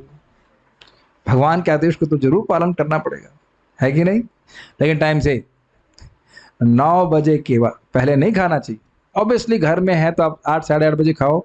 सबसे पहले हरे कृष्ण मंत्र करना चाहिए, वह भी भगवान का आदेश है कि नहीं? ये बड़ी दिक्कत हो गई, इस लोग गड़बड़ा आ गया है कि नहीं? अब लोग सुबह उठते ही गोपाल भोग शुरू कर सकते हैं। लेकिन ये भी आप जानते हो कि भोजन करने के बाद फिर भजन नहीं होता है।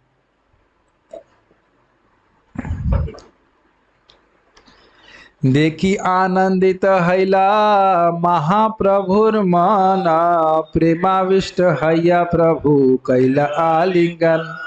ये देख करके कि सार्वभौम भट्टाचार्य जी के मन में महाप्रसाद के प्रति श्रद्धा हो गई है, महाप्रभु को बहुत आनंद हुआ और प्रेमाविष्ट होकर के उनका आलिंगन कर लिया, जबकि सार्वभौम भट्टाचार्य जी भी स्नान भी नहीं किए। तो महाप्रभु मंगल आरती से लौटे। दुई जन धरे दुही करे नानर्तना, प्रभु भृत्य दुहा स्पर्श दुहार फुले मन। दुई जन धरी, क्या इसका अर्थ है?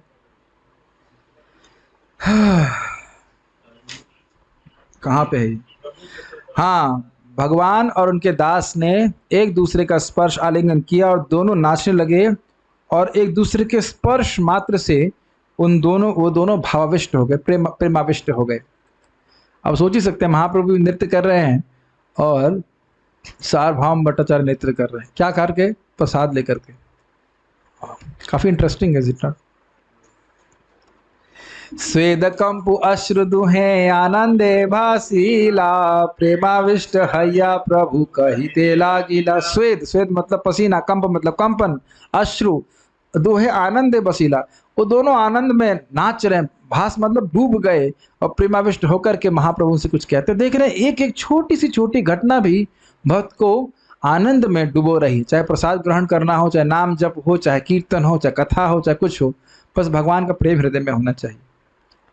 आजी मुनि मुई अनायासे जीनिनु त्रिभुवन, आजी मुई करिनु वैकुंठ आरोहण। आज मैंने तीनों त्रिभुवन को बड़े आसानी से बिना प्रयास के जीत लिया। महाप्रभु कह रहे हैं, अरे मैंने आज वैकुंठ पे आरोहण कर लिया, मैं वैकुंठ पहुंच गया। अरे ऐसा क्यों कह रहे हो? आज मोर पूर्ण हैला सर्व अभिलाष, सार्वभौमेर हैला महाप्रसादे विश्वास। कह रहे मेरी आज पूरी अभिलाषा पूर्ण हो गई, मेरी अभिलाषा सारी अभिलाषाएं पूर्ण हो गई, क्योंकि आज सार्वभौम को महाप्रसाद पे विश्वास हो गया। कहने का अर्थ है भक्ति पे विश्वास हो गया। वो कर्मकांड पे, नियमों पे विश्वास नहीं, अपितु भगवान की भक्ति पे विश्वास कर रहे हैं। ये बात है, और इसी प्रयोजन को लेकर के महाप्रभु प्रसाद लेने के लिए आए हैं। समझ रहे ना मेरी बात? आजी तुमी निष्कपटे हैला कृष्णाश्रय, कृष्ण आजी निष्कपटे तुम हैला सदय। आज तुमने बड़े निष्कपट भाव से कृष्ण का आश्रय लिया है, और कृष्ण आज बड़े निष्कपटता से तुम पर दया करते हैं। ये क्या मतलब है? क्या कृष्ण दया करने में भी कपट करते हैं? क्या कृष्ण दया करने में भी कपट करते हैं? हाँ, अगर किसी को भौतिक रूप से संपन्नता दे रहे हैं तो वास्तविक संपन्न कृपा नहीं है। अगर उसको भौतिक वास्तविक कृपा ये है कि उसे अपने चरणों में आसक्त कर दें। ये समझ रहे हैं बात? ये बहुत गंभीर बात है। इसको चैतन्य महाप्रभु की आप वो लीला पढ़ी जिसमें क्या नाम था, इनको सांगा पे चढ़ा रहे थे, गोपीनाथ, उनका नाम भी गोपीनाथ ही शायद था, गोपीनाथ पटनायक। गोपीनाथ पटनायक के संबंध में आप सुन सकते हैं। क्या है लीला वो अभी हम नहीं समझा सकते, लेकिन वो जान उनके जाने वाली थी, लेकिन वो बच करके सरकारी पद को और आगे बढ़ गए। तो कहते हैं ये आपकी असली कृपा नहीं है। कृपा तो ये है कि भक्त को आप पूरी तरह से निष्काम कर दीजिए। जनरली हम क्या सोचते हैं, किसी देवता की पूजा कर रहे हैं, भौतिक लाभ प्राप्त हुआ, हाँ बड़ा अच्छा देवता है। लेकिन असली देवता भगवान कृष्ण असली कृपा तब कर रहे हैं जब हमें पूरी तरह से निष्काम कर दें, कोई भोग की वासना हमारे हृदय में नहीं रहे। समझ रहे हैं बात? आजी से खंडिल तुम्हार देहादि बंधना, आजी तुम छिन्न कैला मायारा बंधन। आज तुम्हारा देह आदि जो बंधन था सब समाप्त हो गया, तुमने माया के बंधन को भी छिन्न भिन्न कर दिया। आजी कृष्ण प्राप्ति योग्य हैला तुम्हार मन, वेद धर्म लंगी कैला प्रसाद भक्षण। आज तुम्हारा मन योग्य हुआ, कृष्ण की प्राप्ति करने के योग्य तुम्हारा मन हुआ। कैसा मन हुआ? जिसका भगवान की भक्ति में अटूट श्रद्धा है, और वेद धर्म को लांघ करके संध्या वंदन आदि छोड़ करके तुमने प्रसाद का भक्षण किया है। इसका मतलब ये नहीं कि आपको ऐसा करना है, सुबह उठ के आपको दंत धावन ही करना है, स्नान ही करना है, प्रसाद हम केवल 9 बजे मिलेगा। लेकिन यहाँ पे लीला से हम समझ रहे हैं इस बात को। ये शाम स एष भगवान दययेदनन्तः, सर्वात्मनाश्रित पदो यद निर्व्यलीकम, ते दुस्तरामति तरन्ति च देव मायाम, नैषाम ममाहमिति धी ससृगाल भक्षये। श्लोक बड़ा सुंदर है भागवत का, 2.35।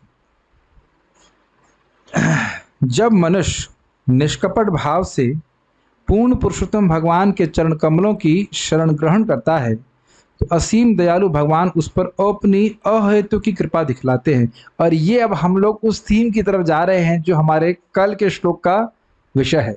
सवेद धातुम पदवीम परस्य तुरंत वीर्यस्य रथांगपाण, स यो माया संततयानुवृत्त्या भजेत तत्पाद सरोजगंधम। अच्छा है, किस पे कृपा करते हैं?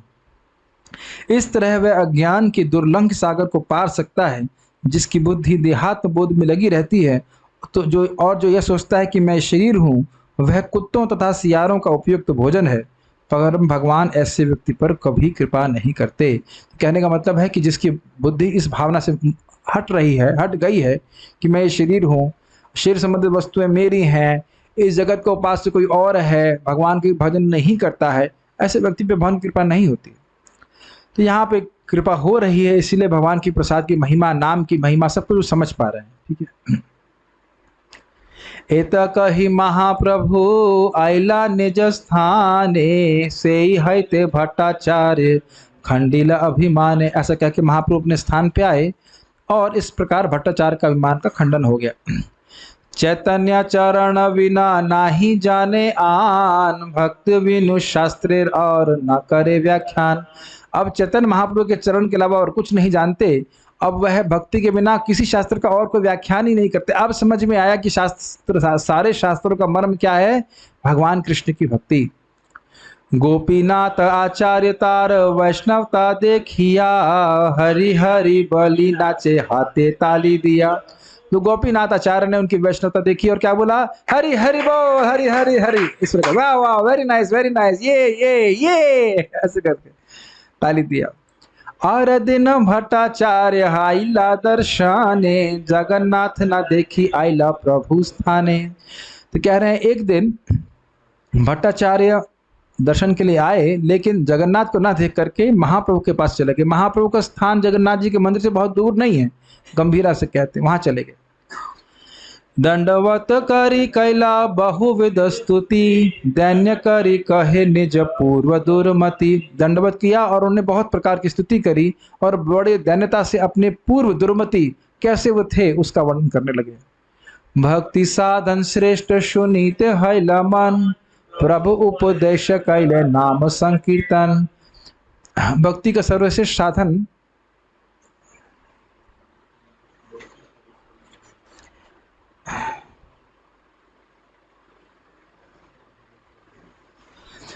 भट्टाचार्य ने चैतन्य महाप्रभु से पूछा, भक्ति की साधना में कौन सा कार्य सर्वाधिक महत्वपूर्ण है। भक्ति साधन श्रेष्ठ सुनीत हैला मन। भक्ति साधन में जो भक्ति के विभिन्न अंग हैं उसमें सबसे महत्वपूर्ण क्या है, यह सुनने की इच्छा भट्टाचार्य की हुई। और प्रभु उपदेश कैला नाम संकीर्तन। महाप्रभु ने उपदेश दिया कि हरे कृष्ण मंत्र का उच्चारण ही सर्वश्रेष्ठ है। तो इसीलिए आप देखिए कि मैं लोगों के पीछे क्यों लगा रहता हूं कि 16 माला कर लो भाई, 16 माला कर लो, क्योंकि 16 माला करनी नहीं है, बहुत अच्छे से करनी है। और उसको अच्छे से करने का अच्छा समय सुबह होता है। दिन में आप कभी भी कर सकते हैं, लेकिन आप देख सकते हैं कि हम पूरा एनर्जी नहीं दे पाते, पूरा शक्ति नहीं दे पाते, पूरा डेडिकेशन नहीं दे पाते हैं भगवान के नाम के जप को। संजीव प्रभु समझ में आ रहा है कि पीछे क्यों लगा हुआ था मैं आपके। अब देख रहे हैं महाप्रभु स्वयं बोल रहे हैं ना, नाम उच्चारण करना सर्वश्रेष्ठ साधन है। तो आप कहेंगे प्रभु जी आप इतना बोल क्यों रहे हो, कहने का मतलब है इतना कथा सुनने की क्या जरूरत है। देखिए कोई चीज महत्वपूर्ण है इसका अर्थ ये नहीं कि अन्य वस्तु महत्वपूर्ण नहीं है।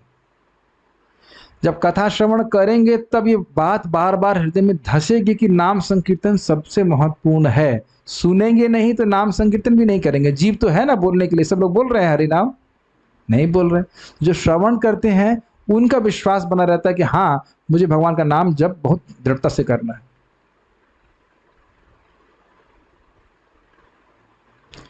यद्यपि किसी कार्य को सभी लोग कर रहे हैं इसका अर्थ ये नहीं है कि वो सही कार्य है, और यद्यपि किसी कार्य को भले ही कुछ लोग कर रहे हैं इसका अर्थ यह नहीं है कि वो गलत कार्य है। कुछ समझ रहे हैं बात। भक्ति बहुत कम लोग करते हैं और भक्ति गंभीरता से तो और कम लोग करते हैं, लेकिन इसका अर्थ यह नहीं कि हम उसको गंभीरता से नहीं करें। तो आप महसूस करते होंगे, अनुभव करते होंगे कि कथा श्रवण के द्वारा नाम जप के प्रति भी हमारा समर्पण बढ़ता है। कल मैंने इतना अद्भुत बात सुनी, श्रीला भक्ति सिंह ठाकुर जी चैतन्य भागवती कमेंट्री में लिखते हैं कि जिसने मंत्रों के द्वारा भगवान की अर्चना 100 जन्मों में करी है उसको हरे कृष्ण मंत्र बोलने का अधिकार प्राप्त होता है। बताइए कितना बड़ा सौभाग्य है हमारा। अब इसको सुनकर कौन नाम जप करने के पीछे उत्साहित नहीं हुआ है ना प्रदीप। ये इतना सुनने के बाद भी भजन नहीं करेगा कोई, अब उसकी इच्छा ना करे, लेकिन हमें तो बड़ी प्रोत्साहन मिलता है भगवान का नाम जप करने का, इस प्रकार से श्रवण करने से। महाराज जी बता रहे थे भागवत पढ़ने से क्या फायदा होता है, नाम जप करने की प्रेरणा प्राप्त होती है, बड़े श्रद्धा के संग आप नाम जप करते हैं, है कि नहीं। और जब श्रद्धा से करते हैं तो और लाभ प्राप्त होता है। तो यहां भी आप देख सकते हैं कि सार्वभौम भट्टाचार्य, उनसे बड़ा कोई शास्त्र का बैठा है यहाँ पे, कोई नहीं बैठा। वह भी महाप्रभु से जिज्ञासा कर रहे हैं कि सबसे सर्वश्रेष्ठ साधन क्या है, तो कह रहे हैं भगवान का नाम संकीर्तन। बड़ी गंभीरता से इसको लेना चाहिए, कुछ भी और नहीं बोल रहे महाप्रभु, हरे कृष्ण मंत्र को बोल रहे। हरेर नाम हरेर नाम एव केवलम, कलौ नास्ते एव गतिरन। महाप्रभु इस बात को बोले, हरि का नाम ही, हरि का नाम ही, हरि का नाम ही कलयुग में है, और कोई साधन नहीं, और कोई साधन नहीं, और कोई साधन नहीं। ए श्लोक के अर्थ सुनाइला करिया विस्तार, सुनी भट्टाचार्य मने हैला चमत्कार। इस श्लोक के अर्थ को बड़े विस्तार में महाप्रभु ने सुनाया, और सुन करके महाप्रभु भट्टाचार्य के मन में बहुत चमत्कार हुआ। गोपीनाथाचार्य बोले आमी पूर्व ये कहिला, सुन भट्टाचार्य तुमार से ही तो हैला। गोपीनाथाचार्य ने कहा, मैंने आपसे पहले कहा था, जो मैंने आपसे पहले कहा था वह सब घटित हो गया। क्या कहा था? जब भगवान की कृपा आप पर होगी तब आप समझ पाओगे। और सार्वभौम भट्टाचार्य जी ने क्या कहा? ये क्या प्रमाण है कि तुम पर भगवान की कृपा है? तो उन्होंने क्या कहा? भगवान का ज्ञान हो जाना यही भगवान की कृपा है। भगवान समझ में आ रहे हैं तो समझ में आना चाहिए कि भगवान की कृपा है। भट्टाचार्य कहे तारे न करी नमस्कारे, तुम्हारा संबंधे प्रभु कैला कृपा, कृपा कैला मोरे। बहुत सुंदर, देखिए कितनी नम्रता आ गई सार्वभौम भट्टाचार्य में। कह रहे हैं भट्टाचार्य जी अब आचार्य गोपीनाथ आचार्य को नमस्कार कर रहे हैं, कह रहे हैं कि आपके संबंध से भगवान ने मुझ पर कृपा करी। कितना सुंदर बात, अपने अंदर कोई योग्यता नहीं देख रहे, बहुत सुंदर बात। तुम्ही महाभागवत आमी तर्क अंधे, तुम्ही महाभागवत आमी तर्क अंधे, प्रभु कैलक प्रभु कृपा कैला मोरे तुम्हारा संबंधे। आप महाभागवत हैं, आमी मैं तो तर्क के द्वारा अंधा हो गया था, प्रभु ने मुझ पर कृपा करी है तुम्हारा संबंध देख करके। प्रभुपाद जी तात्पर्य में लिखते हैं, जहाँ पे वो वर्णन है ना कि ध्रुव महाराज जी जा रहे हैं, उनकी माँ भी जा रही है भगवान के धाम, तो प्रभुपाद जी बड़ी नम्रता में कहते हैं, यह देख करके मैं भी सोचता हूँ कि क्या हो सकता है कि कोई मेरा शिष्य मुझको भगवान के धाम लेके चला जाए, उसके संबंध से मैं भगवान के धाम चला जाऊं। कितना स्वीट है प्रभुपाद जी का ये बात।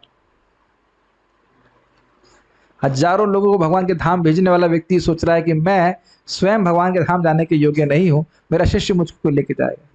कितना स्वीट है। आप लोग प्रभुपाद जी के तात्पर्य पढ़िए, so sweet, Prabhupada ji so sweet. हम तो यहाँ तात्पर्य नहीं पढ़ पा रहे हैं, लेकिन निवेदन है कि पढ़ें आप लोग जरूर इस प्रकार से। मैं पढ़ता हूँ अपने समय में, ऐसा नहीं कि मैं नहीं पढ़ता हूँ। बहुत स्वीट तात्पर्य प्रभुपाद जी। विनय सुनि तुष्ट प्रभु कैला आलिंगन, कहिला यहाँ कर ईश्वर दर्शन। यहाँ बोलेंगे याइया, क्या बोलेंगे इसको? जाइया। उनके विनय को सुन करके भगवान महाप्रभु संतुष्ट हुए। ये पूरे चैतन्य चरितामृत में देखेंगे, जिसपे कृपा हुई वो विनय हो गया, या विनयी व्यक्ति, जो नम्र व्यक्ति था, उसी पे महाप्रभु की कृपा हुई। बहुत सुंदर हुई। नम्र रहे तो बहुत जल्दी भगवान की कृपा करते हैं। और कहा कि जाओ ईश्वर दर्शन, जगन्नाथ जी का दर्शन करके आओ। आज हम लोग पूरा करके ही रुकेंगे, ये बुरी खबर पहले बोल देना। जगदानंद दामोदर दुई संगे लैया, घरे आयला भट्टाचार्य जगन्नाथ देखिया। चलो एक बात तो क्लियर हो गई, नित्यानंद प्रभु, मुकुंद दत्त, जगदानंद पंडित और दामोदर पंडित, ये चार लोग साथ में आए थे। हम लोग नाम भूल रहे थे इनका। जगदानंद दामोदर को लेकर के घर आए भट्टाचार्य जगन्नाथ को देखने के बाद, है ना। उत्तम उत्तम प्रसाद बहुत आनीला, निज विप्र हाथे दुई जना संगे दिला। बहुत सारा अच्छा प्रसाद लेकर के आए। देखिए प्रसाद भूंगते भोजते चेवा, और निज विप्र हाथे, अपने एक ब्राह्मण के हाथ से दोनों को दिया। निज कृत दुई श्लोक लिखिया ताल पाते, प्रभु के दीह बलि दिल जगन्नाथ हाथे। अब बोला नहीं ठीक से। निज कृत दुई श्लोक लिखिया ताल पाते, प्रभु के दीह बलि दिल जगदानंद हाथे। अपने हाथ से निजकृत, अपने हाथ से 2 श्लोक लिख करके तालपत्र के ऊपर प्रभु को देना, ऐसा कह करके, प्रभु मतलब महाप्रभु को दीजिएगा, जगदानंद पंडित के हाथ में दिए। तो देखिए गोहिया माँ क्या थे पृच्छति, हृदय की बात को लिख रहे हैं। प्रभु स्थाने आयला दुहे प्रसाद पत्री लैया, मुकुंदत पत्री नीला तार हाथे पाइया। महाप्रभु के स्थान पर आकर के वो प्रसाद पत्री, जो प्रसाद था और पत्री थी, वो लेकर के आए जगदानंद, और मुकुंद दत्त ने उस पत्री को लिया, पत्री मतलब पत्र को लिखा, लिया और हाथ में पाया। दुई श्लोक बाहिरे भीते लिखिया रखीला, तबे जगदानंद पत्री प्रभु के लैया दिला। उन ये इसका अर्थ क्या लिखा है? बाहिरे भीतरे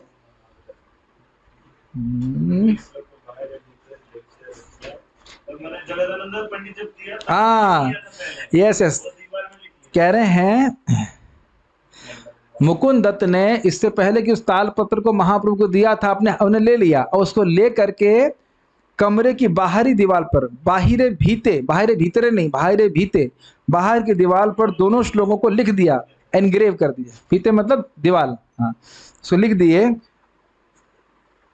उसके बाद जगदानंद ने पत्री मतलब तालपत्र को मुकुंद से लेकर के महाप्रभु को दिया। देखिए, प्रभु श्लोक पढ़ी पत्र छिंडिया फेलीला, भित्य देखी भक्त तब श्लोक कंठ कैला। बहुत सुंदर है। महाप्रभु ने उस तालपत्र को लिया और से मतलब छिंदी काट करके फेंक दिया,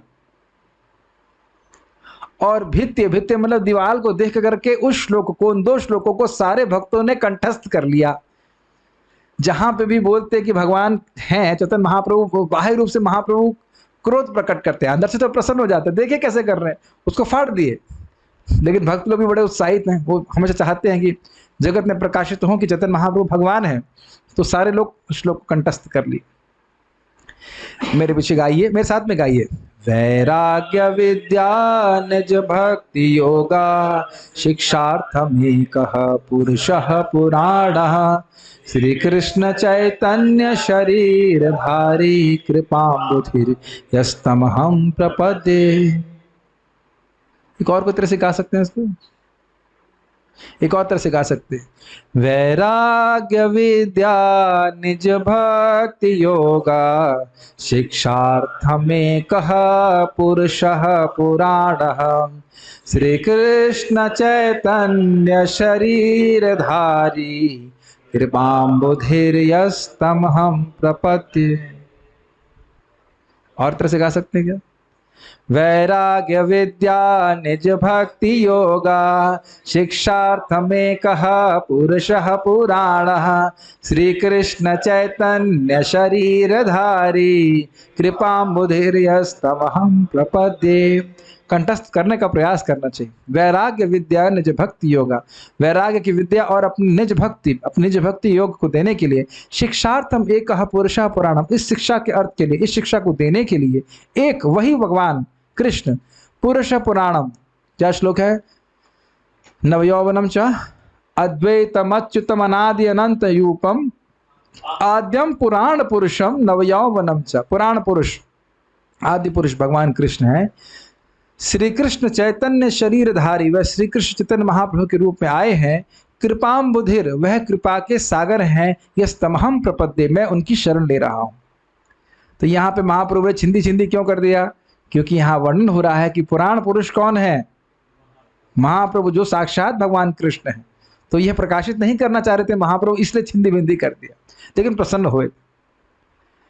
कालान्नष्टं भक्ति योगम निजम यह, प्रादुष्कर्तुम कृष्ण चैतन्य नामा, आविर्भूतस्तस्य पादारविंदे, गाढ़ं लीयतां चित्तभृंगः। कालान्नष्टम भक्ति योगम निजम यह, जिनकी जो स्वयं की भक्ति को काल के द्वारा व्यक्ति लोग भूल गए थे, भगवान की भक्ति कैसे करना चाहिए, प्रादुष्कर्तुम, उसको फिर से प्रकट करने के लिए कृष्ण चैतन्य के नाम ग्रहण करके, जो आविर्भूत हुए, प्रकट हुए, तस्य पादार विंदे, जिनके चरणों में गाढ़म लियताम चित्त भृंगा, जिनके भक्त जो है भौरे की तरह उनके चरण कमलों के रस का आस्वादन करने के लिए आस्वादन करते रहते हैं। इस प्रकार से ये दो श्लोक लिखे थे, उसको याद किया। ए दुई श्लोक भक्त कंठे रत्नहार, सार्वभौमेर कीर्ति घोषे ढक्का वाद्यकार। ये दोनों श्लोक भक्तों के कंठ के हार, रत्नहार हो गए। रत्न के हार को पहने रहता है, कभी त्यागता नहीं, इस प्रकार से गाते रहते होंगे। और सोचिए महाप्रभु क्या सोच रहे होंगे, अरे सभी लोग गा रहे हैं है कि नहीं? यहाँ वो बचाने का प्रयास कर रहे हैं अपने आप को कि उनको कोई भगवान ना कहे, और भक्त लोग गा करके ये शुद्ध गा ही जा रहे हैं। सार्वभौमेर कीर्ति घोषे ढक्का वादक, यार ढक्का वादक का अर्थ नहीं सुन। सार्वभौम भट्टाचार्य द्वारा रचित ये दोनों श्लोक उनके नाम तथा यश की घोषणा ढोल की छाप के समान उच्च स्वर से सदैव करते रहेंगे, क्योंकि ये श्लोक सारे भक्तों के कंठ का रत्नहार बन चुके। समझे? या कभी देखे डिग डिग डिग डिग डिग डिग डिग डिग डिग डिग डिग डिग डिग डिग डिग डिग सुना है? सुनो सुनो सुनो, समझ रहे? हाँ, ढिंडोरा पीट करना। तो इस प्रकार से ढिंडोरा पीट रहे। कभी कोई मान लीजिए हम गलती कर दे और कोई व्यक्ति दुनिया में गाए, 5-6 लोग तो क्या बोलते हैं, अरे भाई तुम तो ढिंडोरा पीट रहे हो। है कि नहीं? तो भगवान की महिमा है, भगवान छुपाना चाहते हैं, लेकिन भक्त लोग गा करके प्रचार कर रहे हैं कि चैतन्य महाप्रभु भगवान साक्षात कृष्ण है। सार्वभौम हैला प्रभुर भक्त एकतान, महाप्रभुर सेवा बिना नाही जाने आन। हाँ, एकतान मतलब सार्वभौम भट्टाचार्य भगवान चैतन्य महाप्रभु के एकांतिक भक्त बन गए और महाप्रभु की सेवा के बिना वो कुछ और नहीं जानते थे। 30 श्लोक और है, धैर्य रखिए। श्री कृष्ण चैतन्य शशि सुत गुण धाम, एई ध्यान एई जप लय एई नाम। क्या कहते थे? भट्टाचार्य सदैव माता शची के पुत्र एवं समस्त सद्गुणों के आकार श्री कृष्ण चैतन्य के नामों का संकीर्तन करते। निसंदेह नाम कीर्तन ही उनका ध्यान बन गया। यही ध्यान कि श्री चैतन्य महाप्रभु जो सच्ची माता के बेटे हैं, उन्हीं का नाम, उन्हीं का जप, उन्हीं का ध्यान वही करते और कुछ नहीं करते। एक दिन सार्वभौम प्रभु आगे आइला, नमस्कार करी श्लोक पढ़िते लागिला। एक दिन सार्वभौम प्रभु, सार्वभौम भट्टाचार्य महाप्रभु के सामने आए, उनको नमस्कार किया और एक श्लोक पढ़ा। अब देखिएगा कितना विशिष्ट परिवर्तन सार्वभौम भट्टाचार्य जी के अंदर आ गया। भागवतेर ब्रह्मस्तवेर श्लोक पढ़िला, श्लोक शेष 2 अक्षर पाठ फिराइला। श्रीमद् भागवतम में 10वें स्कंद में 14वें अध्याय में ब्रह्मा जी की प्रार्थना है। तो उसमें ब्रह्मा जी की स्तुति है भगवान कृष्ण में के प्रति। तो उसमें एक श्लोक है, उसके आखिरी भाग में एक शब्द है, उसको चेंज कर दिए। तो 2 अक्षर है, मुक्ति, मुक्ति को कर दिए भक्ति। मुक्ति पदे सदाय भाग की जगह कर दिए भक्ति पदे सदाय भाग। अभी देखिएगा आएगा, ये बहुत प्रसिद्ध श्लोक है। तत्तेनुकंपाम सुसमीक्षमाणो, भुंजान एवात्म कृतम विपाकम, हृदवाग्वपुर्भिर्विधदन् नमस्ते, जीवेत यो भक्ति पदे सदाय भाग। भागवत के श्लोक में क्या ये शब्द है? यहाँ पे जीवेत यो भक्ति की जगह लिखा है जीवेत यो मुक्ति पदे सदाय भाग। उन्होंने क्या कर दिया? भक्ति पदे। तो कह रहे हैं तत्तेनुकंपाम सुसमीक्षमाणः, जो व्यक्ति इसके जीवन में जो कुछ भी कठिनाई आ रही है उसको भगवान की कृपा ही मानता है। भुंजान एवात्म कृतम विपाकम, और यही मानता है, इसको भोग लेता है, स्वीकार कर लेता है, ये समझते हुए कि ये सब तो मेरा ही किया हुआ कर्म है। और हृदवाग वपुर्भिर, हृदय से, वाणी से और शरीर से भगवान को नमस्कार करता ही रहता है। कभी कंप्लेन नहीं करता कि देखा, देख रहे हो मैंने कितना भजन किया, मर गया भजन करते करते और आप इतना दुख दे रहे हो, ऐसा कभी कंप्लेन नहीं करता। अभी तो भगवान से ही मानता है कि बोलता है भगवान आपने बहुत कम दुख दिया, मैं तो बहुत भोगने के लिए योग्य था। तो जीवित इस प्रकार से यदि वो जीता है तो भागवत का श्लोक क्या कहता है? मुक्ति पदे सदाय भाग, वह व्यक्ति मुक्त होने का अधिकारी बन जाता है। लेकिन मुक्ति शब्द से ही सार्वभौम भट्टाचार्य जी को घृणा हो गई, तो इसलिए वो कह रहे हैं भक्ति पदे सदाय भाग। कुछ समझ में आ रहा है? प्रभु कहे मुक्ति पदे इहा पाठ है, भक्ति पद के ना पढ़ की तुम्हारा शय। मुझे ये बंगला बहुत सुंदर लगती है। कह रहे हैं प्रभु, कह रहे हैं भाई भागवत का श्लोक तो कह रहा है कि मुक्ति पदे, तो आप भक्ति पदे पढ़ रहे हो, इसमें क्या आपका आशय है, क्या कहना चाहते हो? हर जगह वहां प्रभु ऐसा प्रश्न कर रहे से कुछ पता नहीं है, लेकिन ये उन्हीं की वजह से हो रहा है कि मुक्ति से घृणा हो रही उस व्यक्ति को जो मुक्ति के पीछे ही पड़ा रहता था। भट्टाचार्य कहे भक्ति सम नहे मुक्ति फल, भगवत भक्ति विमुख है दंड केवल। भट्टाचार्य ने कहा कि भक्ति के समान मुक्ति का फल नहीं है। भगवत भक्ति से जो विमुख होते हैं उनको ये दंड मिलता है मुक्ति का। मुक्ति को दंड कह रहे हैं, ये दंड मिलता है, कृष्ण की सेवा करने को नहीं मिलता है। बस 20 श्लोक। कृष्णेर विग्रह ये सत्य नहीं माने, जय निंदा युधाधिक करे तार सने, से दुईर दंड है ब्रह्म सायुज मुक्ति, तार मुक्ति फल न है यही करे भक्ति। बहुत सुंदर, देखिए बात सिंपल लग रही है, गंभीर सिद्धांत। जो कृष्ण के विग्रह को सत्य नहीं मानते हैं या जो उनकी निंदा करते हैं और युद्ध आदि करते हैं कृष्ण से, उनको से ही दुईर दंड हो, उन दोनों को दंड प्राप्त होता है ब्रह्म सायुज मुक्ति प्राप्त होकर के। जहां वो जीव ब्रह्म में मिल जाता है, मतलब आप अज्यूम कर सकते हो कि मिल जाता है, मिलता तो नहीं है, और उसे कृष्ण की सेवा का सुख अनंत बहुत समय तक नहीं प्राप्त होता, अनंत तो नहीं कह सकता, बहुत समय तक प्राप्त नहीं होता। तार मुक्ति फल नहीं यही करे भक्ति, जो भक्ति कर रहा है उसको ये फल नहीं मिलेगा। आप सब समझ रहे हैं मेरी बात? खुश हो रहे हो कि नहीं? कुछ खुशी लग रही है?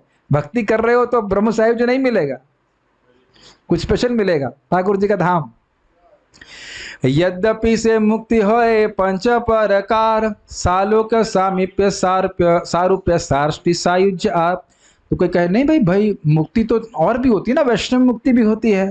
तो कह रहे यद्यपि से मुक्ति होए पंच प्रकार, मुक्ति 5 प्रकार की होती है। सालोक्य भगवान के लोक में रहना, सामीप्य मतलब भगवान के पास रहना, सारूप्य मतलब भगवान का स्वरूप प्राप्त होना, सारष्टि मतलब भगवान के जैसे ऐश्वर्य प्राप्त होना, और सायुज्य मतलब भगवान में मिल जाना उनके ब्रह्म ज्योति में। सालोक्यादि चारि यदि हये से द्वाद्वार, तबु कदाचित भक्त करे अंगीकार। यद्यपि जो सालोक्यादि भक्ति हैं, जो वैष्णव मुक्ति हैं, उनको भक्त कभी कभी स्वीकार कर लेते हैं यदि सेवा का मौका प्राप्त होता है। सायुज सुनीते भक्तेर हये घृणा भय, नरके वांछाय तबु सायुज न लय। कितना सुंदर बात है।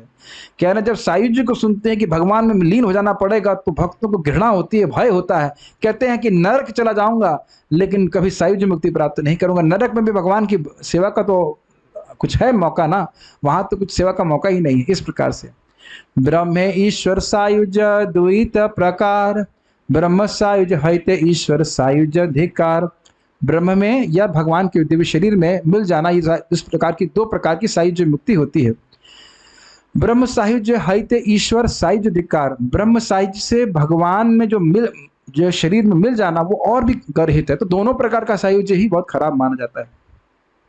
अब इसको प्रमाण दे रहे, सालोक्य साष्टि सामीप्या सारूप्य में कमत, सारूप्य एकत्वम अपि उदा, दीयमानम न गृह्णन्ति विरामत सेवनम जना। ये स्वयं भगवान कपिल देव के उद्गार हैं। वो कहते हैं मैं अगर देता भी हूँ तो भी भक्त मेरे सालोक साष्टि सामीप्य सारूप और सामीप्य और सायुज्य को बिल्कुल ग्रहण नहीं करते यदि मेरी सेवा प्राप्त ना हो। समझ रहे हैं? अपने केवल दुखों की निवृत्ति के लिए वे मेरे धाम नहीं आना चाहते हैं। प्रभु कहे, अब देखिए प्रभु क्या अर्थ करें। प्रभु कहे मुक्ति पदेर और अर्थ है, मुक्ति पद शब्दे साक्षात ईश्वर कहे। महाप्रभु कह रहे हैं नहीं, मुक्ति पद का एक और अर्थ भी है। मुक्ति पद का अर्थ है साक्षात ईश्वर। अब ये कैसे अर्थ हुआ? मुक्ति पद जहां से मुक्ति पद है, किंवा नवम पदार्थ मुक्तिर समाश्रय। इसको जरा समझते। अब देख रहे हैं कितना जबरदस्त फिलॉसफी है चैतन्य चरितामृत में। 1 मिनट रुकिएगा। आप लोग समझ नहीं पा रहे हो कितना जोरदार डोज मिल रहा है फिलॉसफी का। एक चैप्टर पढ़ा सारी फिलॉसफी क्लियर हो जाती है। कहाँ जाना है, क्या करना है, क्या साधन करना है, सब कुछ क्लियर हो जा रहा है। मुक्ति पद शब्द का ये, चूंकि सभी प्रकार की मुक्तियां पूर्ण पुरुषोत्तम भगवान के चरण कमलों में विद्यमान रहती हैं, अतः वे मुक्ति पद कहे जाते हैं। समझ में आ रहा है? भगवान के चरण कमलों के में आश्रय लेके ही मुक्ति मिल जाती है, तो भगवान के चरण कमल को भी भगवान को भी मुक्ति पद कहा जाएगा। जिनके चरण कमल ही सारी मुक्तियों के आश्रय है उनको भी मुक्ति पद कहा जाएगा। तो इसलिए कह रहे हैं मुक्ति पद ऐसा दाय भाग, मतलब भगवान के चरण कमल ही उसको प्राप्त हो जाते हैं तो भक्ति प्राप्त होती। समझ रहे हैं? ठीक है। एक अन्य अर्थ के अनुसार मुक्ति 9वां विषय है और पूर्ण पुरुषोत्तम भगवान मुक्ति के आश्रय है। ये 9 अर्थ का मतलब हुआ भागवत के जो 10 विषय हैं उसमें से मुक्ति एक विषय है, तो उसके आश्रय कौन है? भगवान कृष्ण है। तो मुक्ति पद का अर्थ क्या हुआ? हाँ, ठाकुर जी भगवान कृष्ण। दुई अर्थ कृष्ण कही के ने पाठ फिरी, सार्वभौम कहे ओ पाठ कहिते ना पारी। तो इस दोनों अर्थ से मुक्ति पद के दोनों अर्थ से तो कृष्ण कहे जा रहे हैं, तो आप पाठ को क्यों फेरी मतलब पाठ परिवर्तित क्यों कर रहे हो? तो सार्वभौम कह रहे हैं कि उस पाठ को मैं कह नहीं पा रहा हूं। क्यों नहीं कह पा रहे हैं? मैं श्लोक को वह पाठ नहीं कर पा रहा था। यद्यपि तुम्हारा अर्थ यही शब्द कहे, तथापि आश्लिष्य दोष कहो न जाए। यद्यपि आपकी व्याख्या सही है, महाप्रभु कह रहे हैं, किंतु मुक्ति पद में असमंजसता होने के कारण इसका प्रयोग नहीं किया जा सकता। आश्लिष्य दोष का अनुवाद क्या? अस्पष्टता के दोष से, मतलब कुछ क्लियर नहीं है कि मुक्ति पद का अर्थ कृष्ण ही है क्या। तो जो अर्थ नहीं जानता है गंभीर रूप से सोचेगा मुक्ति पद मतलब सायुज्य मुक्ति, इसलिए अच्छा नहीं लग रहा मेरे को। यद्यपि मुक्ति शब्देर हया पंचवृत्ति रूढ़िवृत्ति कहे तब सायुज्य प्रतीति। अब वो कह रहे हैं कि यद्यपि जो मुक्ति शब्द है वो 5 प्रकार की मुक्तियों को द्योतित करता है, जो 4 प्रकार की वैष्णव मुक्ति और 1 प्रकार की सायुज्य मुक्ति, लेकिन रूढ़िवृत्ति प्राय लोग यही मानते हैं कि सायुज्य है इसका अर्थ। मेरी बात समझ में आ रही कुछ? जैसे ही बोलेंगे मुक्ति तो बोलेगा बस बस भगवान में लीन हो जाना है, तो क्योंकि ये अर्थ प्राय लोग ग्रहण करेंगे इसलिए अच्छा नहीं लग रहा है। केवल मात्र 10 श्लोक बाकी। मुक्ति शब्द कहिते मने हय घृणात्रास, भक्ति शब्द कहिते मन हय त उल्लास। मुक्ति शब्द कहने से मन में घृणा और दुख होता है, और भक्ति शब्द कहने से उल्लास होता है। आप देख रहे हैं कैसा भगवान की कृपा से व्यक्ति परिवर्तित हुआ। शून्य से ना प्रभु आनंदित मने, भट्टाचार्य कैला प्रभु दृढ़ आलिंगने। सुनकर के महाप्रभु बड़े आनंदित हुआ, देखो भाई ये तो पूरा परिवर्तित हो गया, और भट्टाचार्य को आलिंगन किए, दृढ़ आलिंगन किए। जय भट्टाचार्य पदे पढ़ाए मायावादे, तारा ऐछे वाक्य स्फुरे चैतन्य प्रसादे। जो भट्टाचार्य मायावाद को पढ़ाया करते थे, मुक्ति को बताते थे यही सबसे सर्वश्रेष्ठ साधन है, वह महाप्रभु की कृपा से आज इस प्रकार के वाक्य स्फुरित हो रहे हैं कि मुक्ति शब्द सुनना भी नहीं चाहते। कितना सुंदर बात है। लोहा के यावत स्पर्शी हेम नाही करे, तावत स्पर्श मणि के चिन्हिते ना परे। अरे भाई जब तक पारसमणि लोहे को स्पर्श करके स्वर्ण ना बना दे तब तक वो समझ में कैसे आएगा कि स्पर्श मणि है। समझ में आया? इतने बड़े मायावादी को भक्त बना दिया तो समझ में आ रहा है कि महाप्रभु कितने बड़े कृपालु हैं, कितने शक्तिशाली। उनसे बड़ा शक्तिशाली कोई हो नहीं सकता। ये आसान नहीं होता है किसी जड़ मायावादी, एकदम कठोर मायावादी को भक्त ऐसा बना देना कि वह मुक्ति शब्द सुनना नहीं चाहे, तो बड़ी दिक्कत की, बड़ा आश्चर्य की बात है। भट्टाचार्य वैष्णवता देखी सर्वजना, प्रभु के जानीला साक्षात ब्रजेंद्र नंदन। बहुत अच्छा है ना? जब भट्टाचार्य की वैष्णवता देखी सभी लोगों ने तो सभी समझ गए कि महाप्रभु साक्षात ब्रजेंद्र नंदन भगवान श्री कृष्ण हैं। काशी मिश्र आदि यत नीलाचल वासी, शरण लैला सबे प्रभु पदे आसी। काशी मिश्र आदि जितने भी नीलाचल के वासी, नीलाचल मतलब पूरी के रहने वाले लोग थे, वह सब महाप्रभु की शरण में आए। से सब कथा आगे करी वर्णन, सार्वभौम करे यही प्रभु सेवन। किस प्रकार से महाप्रभु की सेवा सार्वभौम भट्टाचार्य ने करी उसका वर्णन मैं आगे करूंगा। ये परिपाटी करे भिक्षा निर्वाहन, विस्तारी या आगे तह करी वर्णन। किस प्रकार से भिक्षा दिया करते थे उनको, सबका वर्णन आगे करेंगे। अब इसके श्रुति फल को कह रहे हैं, सुनना चाहेंगे आप? ये तो बहुत महत्वपूर्ण है, इसी के लिए तो सुनने के बैठे थे रोज। ए महाप्रभुर लीला सार्वभौम मिलना, यहाँ जय श्रद्धा करे करय श्रवण। ज्ञान कर्म पाश हईते हय विमोचन, अचिर मिलये तार चैतन्य चरण। स्पष्ट है, जो इस महाप्रभु की लीला को, सार्वभौम से मिलन की लीला को श्रवण करता है, यही श्रद्धा करे, जो श्रद्धा से सुनता है, श्रवण करता है, उसका ज्ञान और कर्म का पाश विमोचन हो जाता है। ज्ञान का मतलब, ज्ञान का उद्देश्य क्या होता है? ब्रह्म में लीन हो जाना। कर्म का उद्देश्य क्या होता है? स्वर्ग की प्राप्ति करना। उस सब से व्यक्ति मुक्त होता है। समझ में आ रहा है ना कि भगवान के चरण की प्राप्ति करना ही जीवन का लक्ष्य है? कि इस पूरे व्याख्यान को श्रवण करके नहीं समझ में आ रहा है? मुक्त हो रहे ना पाश से? स्पष्ट देख रहे हैं। अचिरे मिले तार चैतन्य चरण, उसको बहुत जल्दी श्रीमान चैतन्य महाप्रभु के चरणों की प्राप्ति होती है। श्रीमान चैतन्य महाप्रभु की जय। So this is the beauty of hearing महाप्रभु शिला। श्री रूप रघुनाथ पदे जार चैतन्य चरितामृत कहे कृष्णदास। स्पष्ट है, श्री रूप रघुनाथ के पद की आशा करते हुए चैतन्य चरितामृत कृष्णदास कविराज गोस्वामी कहते हैं। सभी का बहुत बहुत धन्यवाद। कुछ प्रश्न अगर है तो जल्दी से ले लेंगे, नहीं तो फिर हम छोड़ देंगे आप लोगों को। बस 5 मिनट हमारे पास हैं। ओके,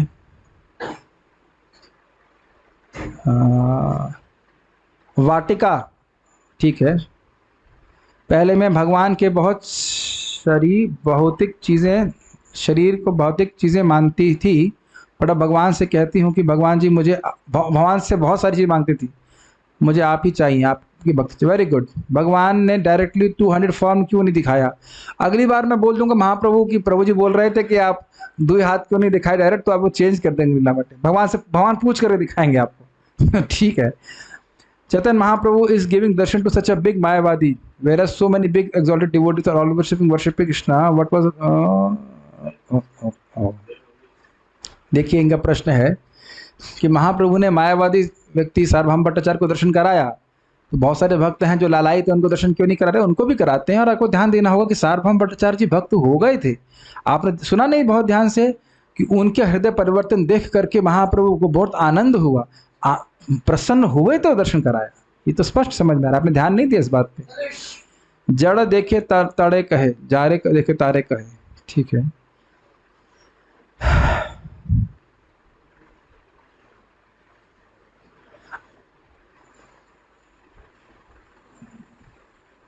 आ, 225, अच्छा 225 मतलब क्या? मतलब 225 लोग आए श्रवण करने के लिए क्या?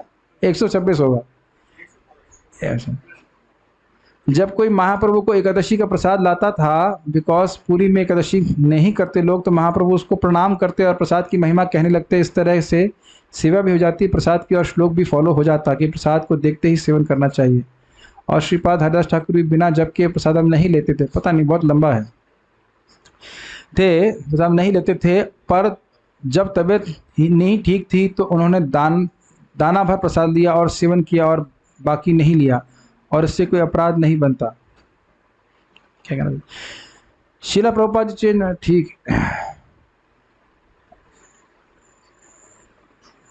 ओ, सार्वभौम भट्टाचार्य जी भगवान जगन्नाथ जी का प्रसाद हम लिया करते थे, तो उनकी चेतना पहले क्यों नहीं परिवर्तित हुई? महाप्रभु से पूछ लीजिएगा।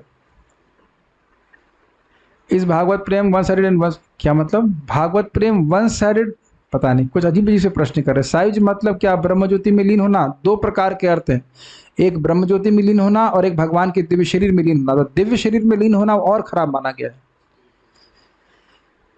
स्वयं भट्टाचार्य जी was a Sarvabhaum Bhattacharya ji was a Mayavadi before coming into bhakti, but still being a Mayavadi after listening all the words of Chaitanya Mahaprabhu, cutting the philosophy of Mayavad, he instantly came into bhakti and became so humble.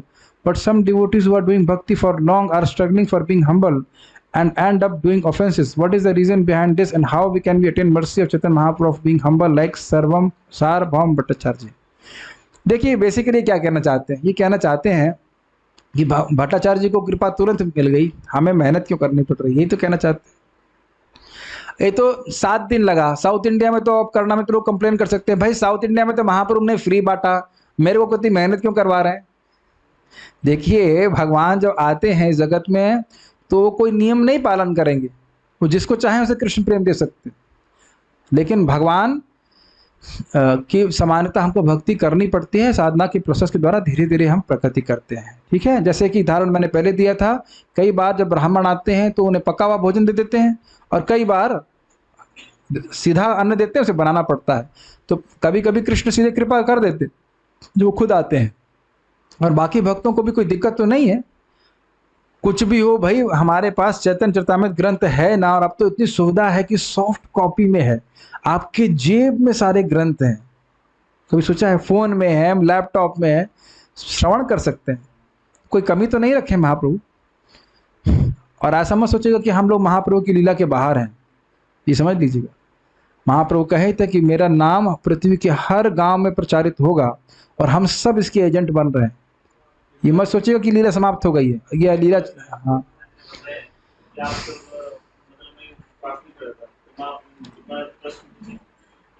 अभी महाप्रभु का लीला चल रहा है, कौन देख रहा है?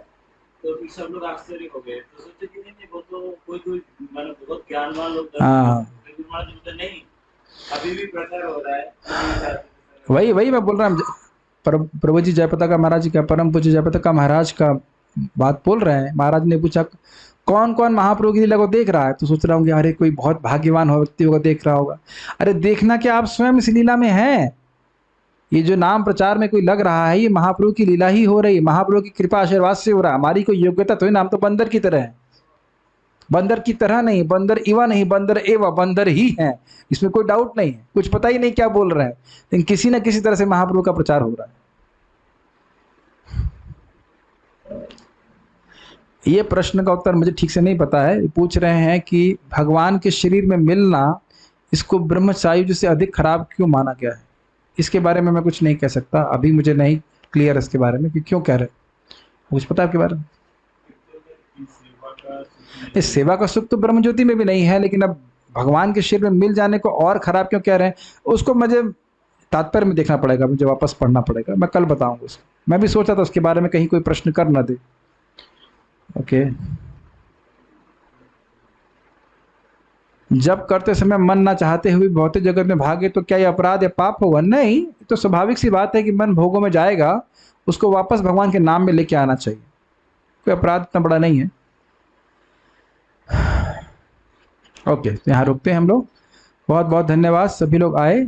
कल से हम लोग फिर से श्रीमद् भागवतम को श्रवण करेंगे। और यह भी उसी प्रसंग में था कि जो कोई व्यक्ति भगवान की भक्ति नहीं करता है, कुमनीष होता है, भगवान उसके सामने लीला प्रकट करें तो भी समझ नहीं पाता।